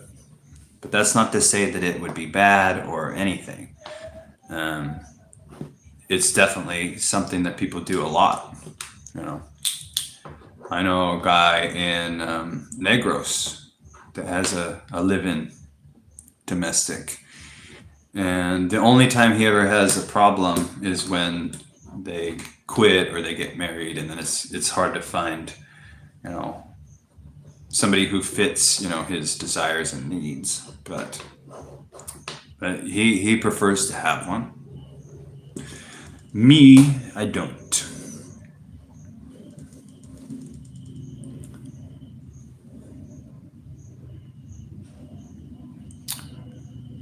Yeah. But this is great. You guys are asking a lot of diverse kind of questions. It's been a good talk with a lot of info exchanged. That's always great. And, I love sharing information with people. Again, I don't claim to be any kind of expert at all. And you guys, when you listen to these people talking on YouTube, including myself, just use them as kind of a launching pad, because everybody's approach, you can try to mimic somebody's approach that you follow on YouTube, and you'll be guaranteed that your results will be different.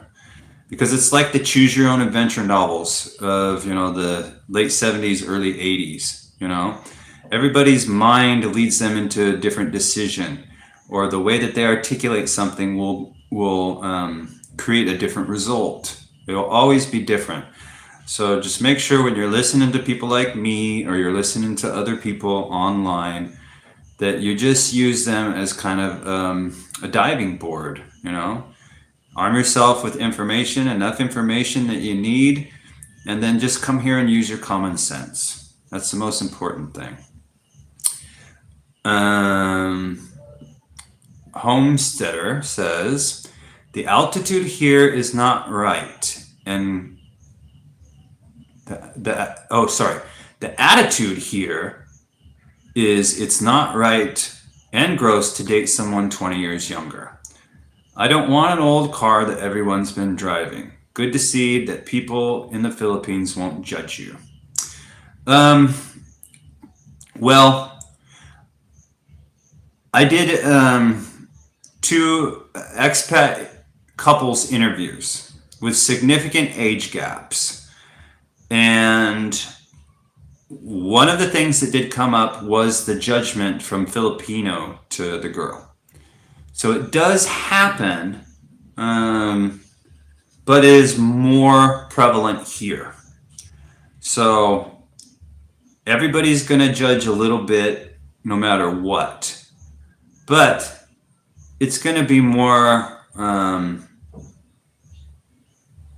it's not going to be in your face as much.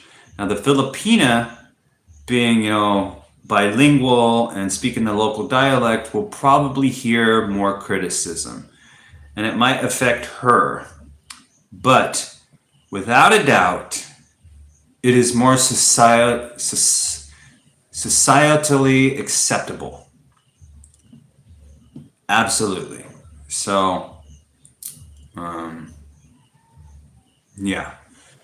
So, you're not going to have the same issues. And Saturn says, judge, but don't say nothing, keeps everyone happy. Yeah.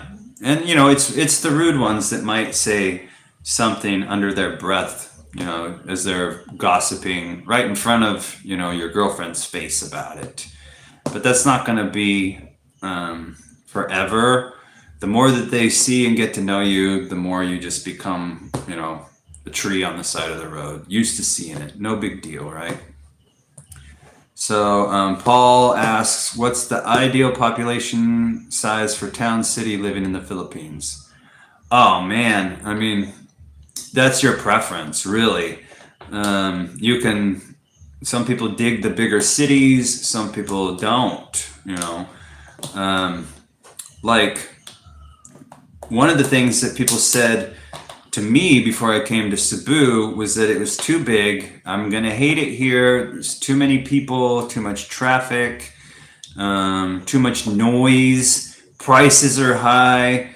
I don't know if you were here when I first started this stream, but I went out and showed. So I live just outside of Cebu City, with an 8-minute drive from my apartment to SM Seaside in Cebu City, okay?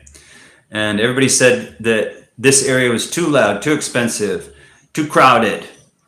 Now, I'm going to show you what I'm dealing with here. This is called Cordova.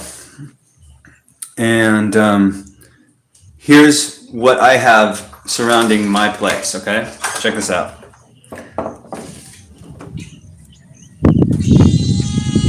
Hi, kitty. So this, okay, don't bite me. A little windy out here, but look at my surroundings.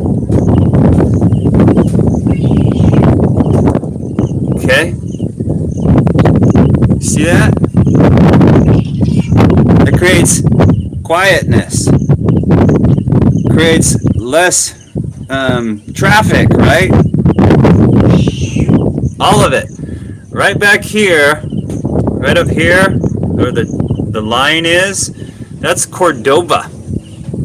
And it's a really kind of gem of Cebu. The prices here, depending on if you're trying to get an apartment or what.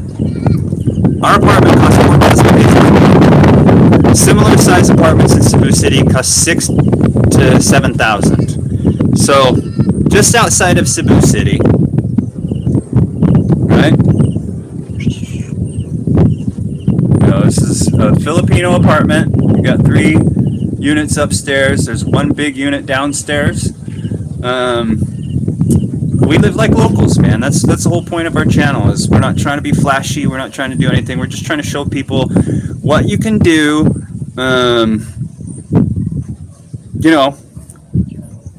What you can do in the Philippines and not live. You don't have to live extravagantly.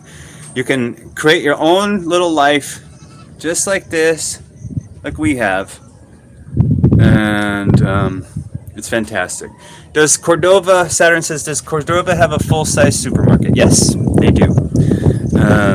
It's in a mall called Gasano, which is about, on a tricycle, it's about 5 minutes from here on a tricycle. Well, as you see, I live like kind of far away from the road, right? Now, I don't go this way.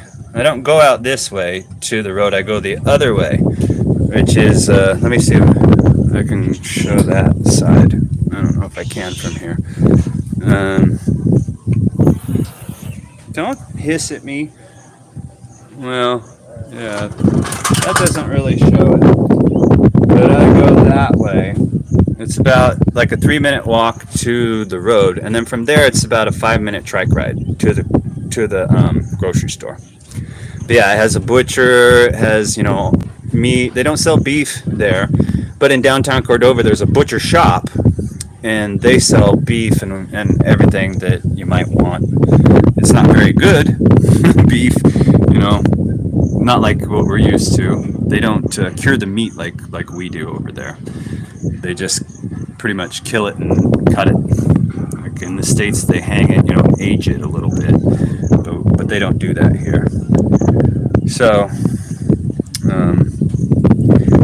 yeah, let me see if I can show this side a little bit better. I don't know if I can. Go down here. But of course, in my videos, you can see all of my walk to the road. So basically, right over there where those houses are, that's the main road that I have to walk to. So from over there to Gasano on a trike is about 5 minutes. Right over there, that big building, cream-colored building, that's called the Paglawam Center. And the Paglawam Center is actually owned by Koreans, and they do a lot of help with the local kids. So it's really cool. They take care of, they do like schooling and food drives and things like that. It's all funded by like people in Korea who donate money to the Philippines. It's a good outreach. So that gives you a sense of Cordova. I like Cordova. Cordova was really, really a blessing to end up in, Let's see here. Homesteader says, what I like about smaller YouTuber channels is they answer questions and interact. Larger YouTube channels get arrogant. Yeah, arrogant. And I imagine it's significantly more difficult when you have a huge channel and you're getting bombarded with a lot of questions. So I think that yes, there is some arrogance that's involved, but it's also probably difficult to keep up with all of that. But I used to have 10,000 plus. Well, the biggest I had was 20 something on my Instagram. So I kept up with it. 20,000 was, it's not, huge, like million or whatever, but I could keep up with the 20K. And I got a lot of silly messages, but, to me, that's the fun aspect of it is the engagement. So I get 20K, I'll still be talking to people, I think. I'll try to, anyways. But yeah, it's more organic, and more personable, more personal. I mean, to be able to engage with everyone. Because, like, I've been on here now almost 2 hours, and the most people at one time, according to mine, which is always one or two off. When I sign off, it'll give me a better analytic. But I think the most concurrent viewers, as they call it, was 11. There's been more people in and out, but the highest number of people in this chat at one time has only been 11. So that's completely manageable. I mean, I only have like 1,334 subscribers, and most of my views don't even come from subscribers. YouTube analytics show that about 20% of my views come from people who have subscribed, and the rest come from people who haven't subscribed. So,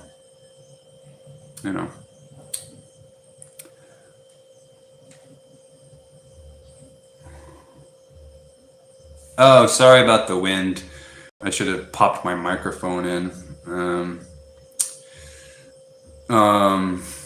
So Paul says the wind obscured some of your discussion. If you don't mind me asking, approximately how much should I expect to pay for a similar one bedroom in Cordova? My place is 4K, and you can find places like that. Now, if they have aircon and Wi-Fi included, expect. Oh no. Okay. If they have aircon and Wi-Fi included, expect to pay, and depending on the amount of space in bedrooms. Oh, you said comparable. Sorry. It can be up to like five. We don't have Wi-Fi included, so we pay that separate, and we don't have aircon. So, but there are hidden gems also. Right next door here, there is a huge house that got rented right about the same time I moved in. I wish I could have grabbed it. I wish I would have known about it. Huge house, area to plant stuff, dogs to run around, all that jazz. 5,000 peso. Right next door to me over here. 5,000 peso, and it's freshly built, brand new. But most of the apartments running up and down the main road down there, and around in the deeper kind of part of the barangay, are about 4 to 5,000. Paul Garten says less than 100 USD. Yeah, my apartment is 80. I think it's $79 a month. But there's no frills. There's no frills at all. You're not going to have all the creature comforts that you're used to. It's more like, think of it as like a bachelor pad or something from when you were younger. Like, there's no kitchen per se. Here, I'll show you. This is our sink area, right? Is that showing up? Hold on. Oops. So yeah, this is our sink area for dishes. And then we do all of our cooking over there. It's not a kitchen, but we have our little hot pad and our rice cooker. And then here's our bedroom, right here. That's our bedroom. And then here's like our kitchen area, or our dining area. It's very, very basic.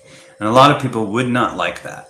And I understand that. But you got to understand that I lived in the mountains of Alaska in army tents. I lived, up in the mountains, and I'm not that I'm a minimalist. I just don't care about those things as much.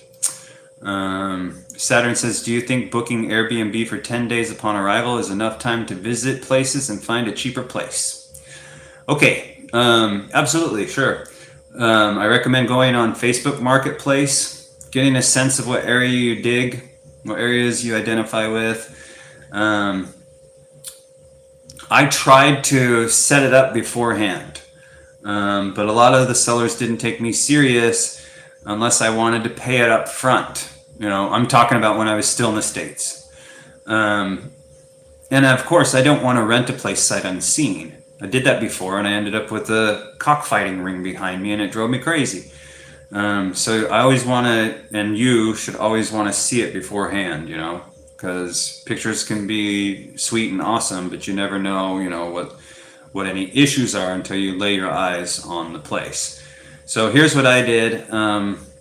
I shopped around. I decided I liked a few certain areas. The prices were always, pretty good. I landed and took a taxi and I stayed in Harold's Evotel. That was the hotel that I stayed in, and within 3 days after I, got over the jet lag and, refueled and got my energy back, because that's a brutal flight, 16 hours on there in these little seats. I'm 6'2" plus. My back was killing me. I mean, I'm too old for that crap. You know what I'm saying? It's brutal. So, I wanted to come here, decompress, get some sleep, and then go on the apartment hunt. It took us less than 24 hours to line up places to look at. And the very next day, I found this place. So you can do it pretty quick. But Facebook Marketplace is a phenomenal resource for apartments. And what's really cool about it is you can tier it. You can put in your desired parameters, size, price, location, and get those search results. So it's a great resource. You can find pretty much everything that you need right there in regards to apartments. I don't recommend buying things off Facebook Marketplace necessarily. It's hit or miss. I bought a fishing pole on there. Fantastic. But then I bought a refrigerator on Facebook Marketplace, and it showed up, and it was smaller than a dormitory refrigerator. But the pictures looked big. It didn't seem, like a micro fridge. It seemed smaller, but it didn't seem like, it was the size of a cardboard box or something. But it was very, very tiny, and it was overpriced. I ended up giving it to the man because when I moved here, they were still building 2 of the apartments. One was ready.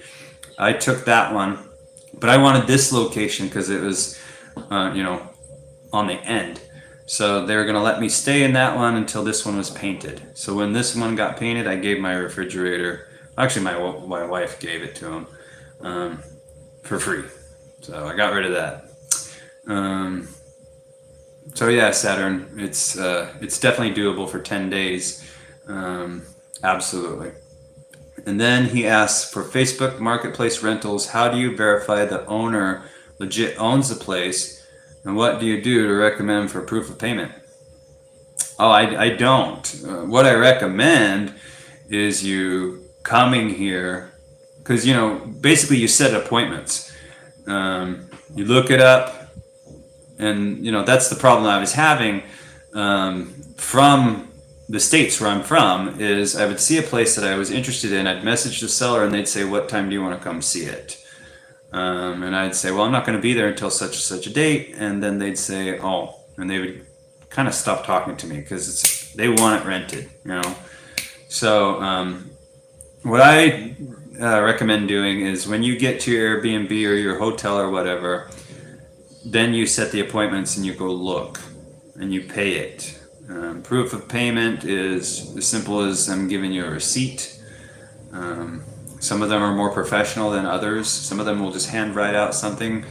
Other people will have an actual receipt book. Ideally, they'd have a contract available like mine did. I signed a contract. She signed it, dated and all that, legit. But yeah, I mean, typically, I mean, people really talk up the scam aspect of the Philippines, but it's all pretty much legit, you know. Of course, there are those elements, but if you go about it, you know, with the kind of similar approach that you would go about it in your home country, your odds are significantly higher that you're not going to run into kind of any wacky scenarios. Yeah. So yeah, don't rent it sight unseen from a remote location. Just once you get here, then go look. Yeah, because you never know. A lot of people will rent a condo when they're still in the States, for example. And then they'll come here and they'll realize that the walls are real thin, and the people are all around them are making too much noise, and they hate it. So.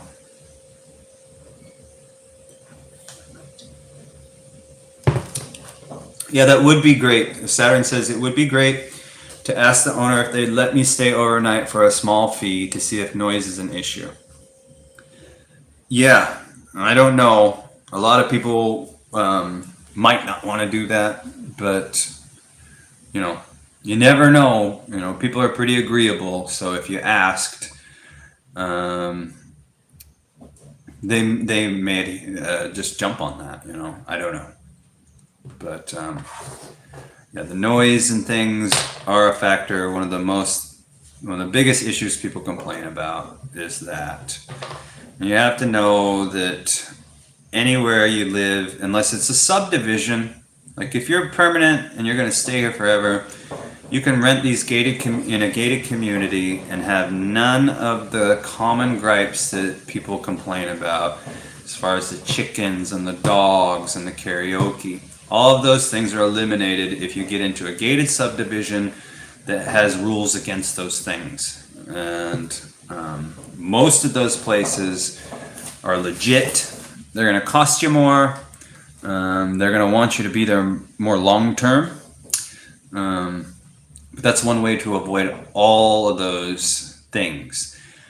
See, I guess I'm just weird because I like the chickens. Like, I love hearing chickens. Roo, roo, roo. My neighbors have turkeys, like, downstairs. Oh, my battery's getting low.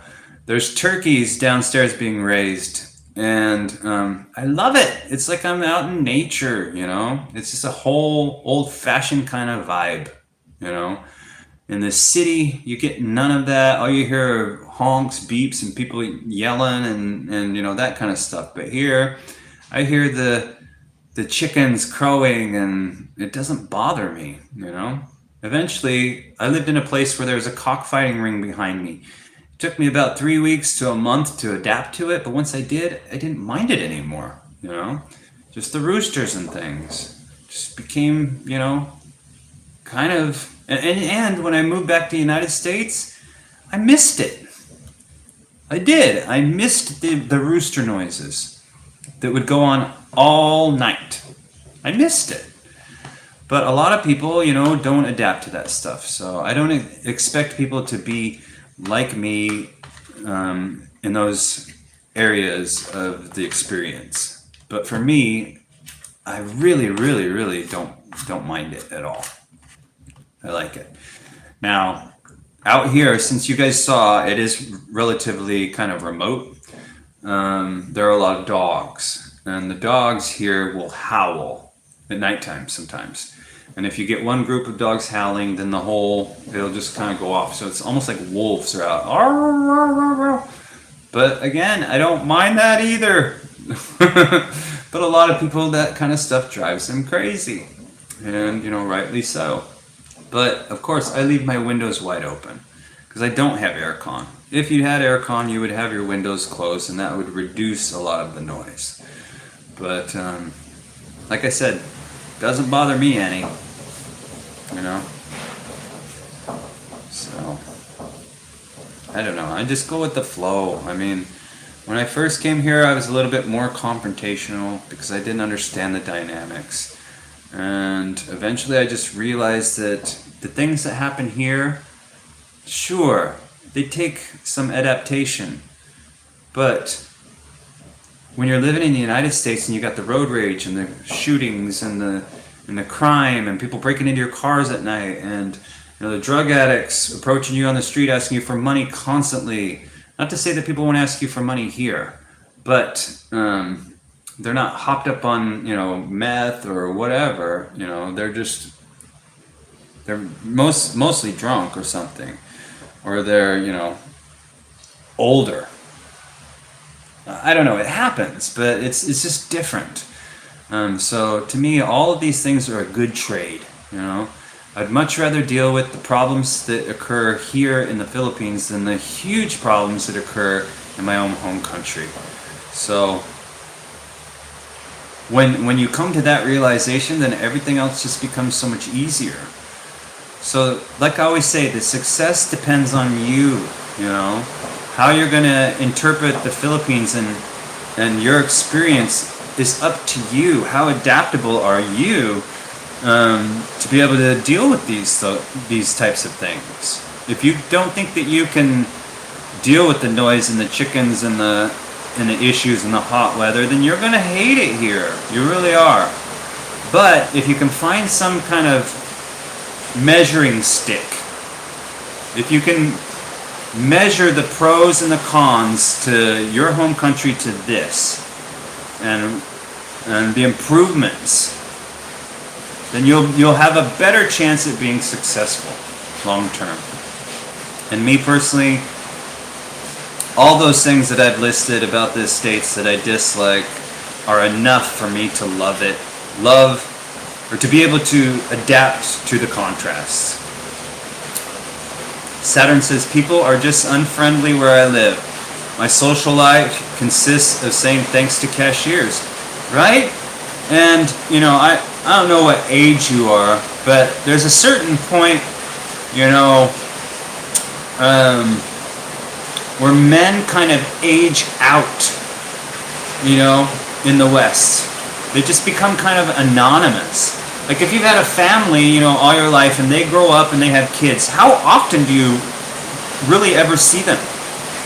You might see them on a birthday or Christmas or Thanksgiving or something like that. But in the meantime, what the heck are you doing? You might get a phone call every now and then. But is that a social life? It sure the heck isn't. And that's a lonely existence. People past a certain point, certain age in their life, they age out and they become more anonymous. And that just sucks, But over here you come and all of a sudden there's a social life. People are friendly and agreeable.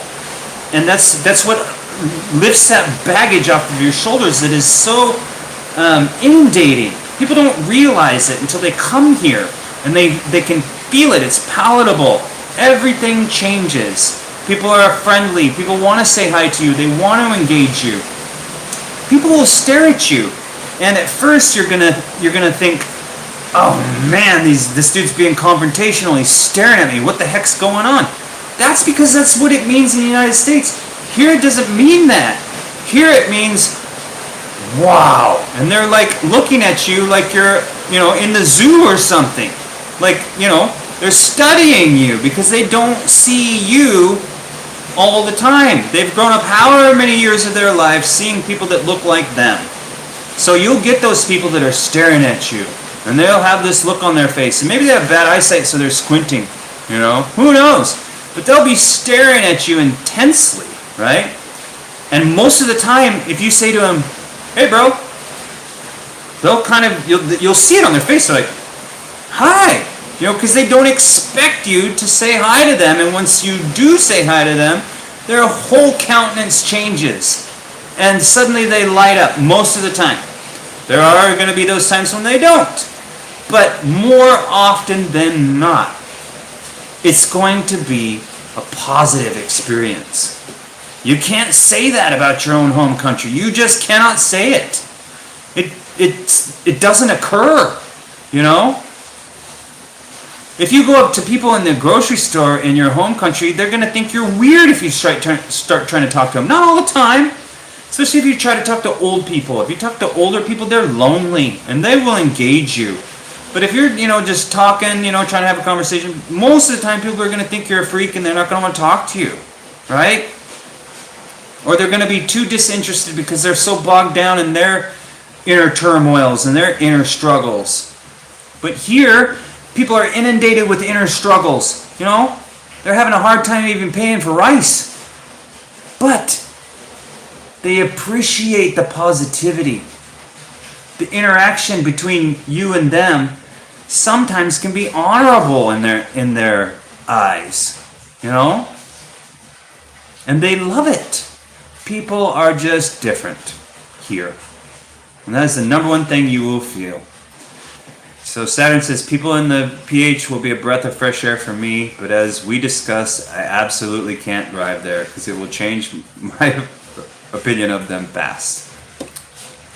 Yeah, if that's going to be one of your triggers, you should try to avoid it. But then you have to also take into consideration, like you were saying earlier, how you're going to get around, because you will need to go on the roads for some things, especially if you have to go to the immigration office like we have to do as tourists and as foreigners. You'll have to do that, first 2 months you'll have to go twice. Then you can get your 6 month, and that'll alleviate all that hassle for a while. But then, there's other things that you'll need to do to get from point A to point B. But if that's a trigger of yours, it's good that you're, aware of it, and you can try to avoid it. And after you kind of integrate into it, maybe you'll see and become used to it and get to the point where you think that you can actually drive and handle it better, Because, screaming and yelling and all those things, all that does for the foreigner is make him look bad. All that does for a Filipino when he screams and yells in public is makes him look bad, because you're not supposed to lose face in public. It's just not something that people respect. So confrontation in public, usually the person that is being confrontational is the one that is looked at that's in the wrong. So it's just not a good thing to get into. It can lead to more problems, typically. So, the people here are a breath of fresh air. It's so uplifting to be around people that are friendly, as opposed to the disgruntled people who have hair trigger for confrontation in, your home country. So, it's night and day different. It's a complete contrast. No matter what. And of course, that it helps to be a foreigner, and that makes it more enjoyable. The average Filipino isn't gonna, get that kind of reaction from their fellow citizens, but we, on the other hand, we're afforded that benefit, which is fantastic. It's really great. Humility, Paul says, humility is common and admired in the Philippines. Yeah. That's the beauty of it. They still admired things like that, and they still have those cultural things implemented into it, and people adhere to it. They really do.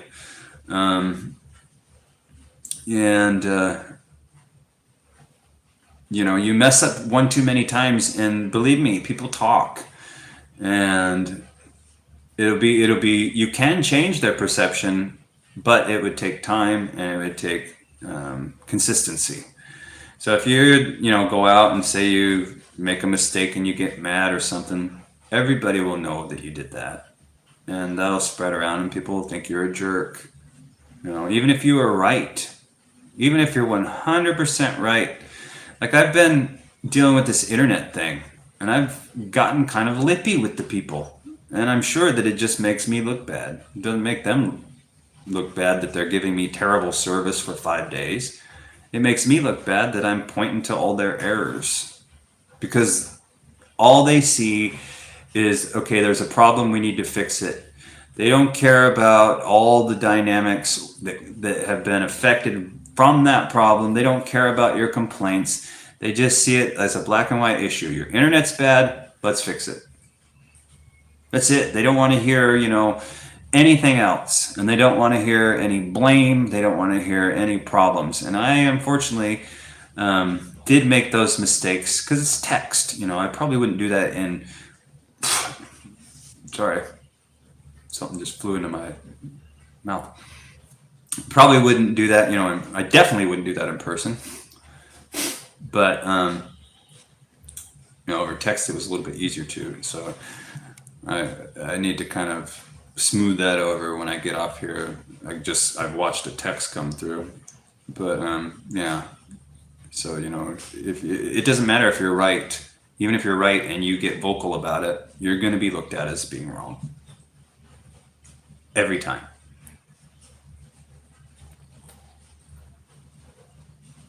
100%. Well, guys, I tell you what, I've been on here chatting. It's been great. This has been a really good conversation. We're 2 hours, 20 minutes into it. I think I'm going to wrap this up now and sign off here and cook my wife some food because she's pregnant. And I'm going to try to do these lives more often during the day.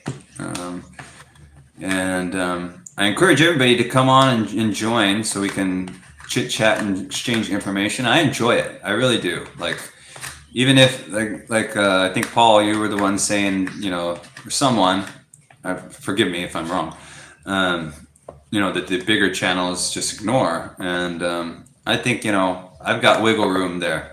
I've got a lot of time, and I enjoy the exchange of information. I enjoy talking, so I'll stick with it if you guys stick with it. Basically, is what I'm saying. If you take the time to drop comments or say anything, I'm going to take the time to respond.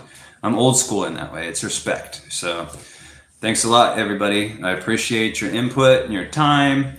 And Paul thanks me for my time. Hey, this is, I appreciate you guys breaking up the monotony in my day. I appreciate your time.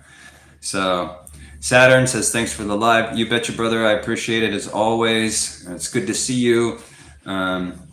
Hopefully, when all of you guys get here, we can all get together, individually or as a group or something, and meet, exchange, and share information, because that's what it's all about.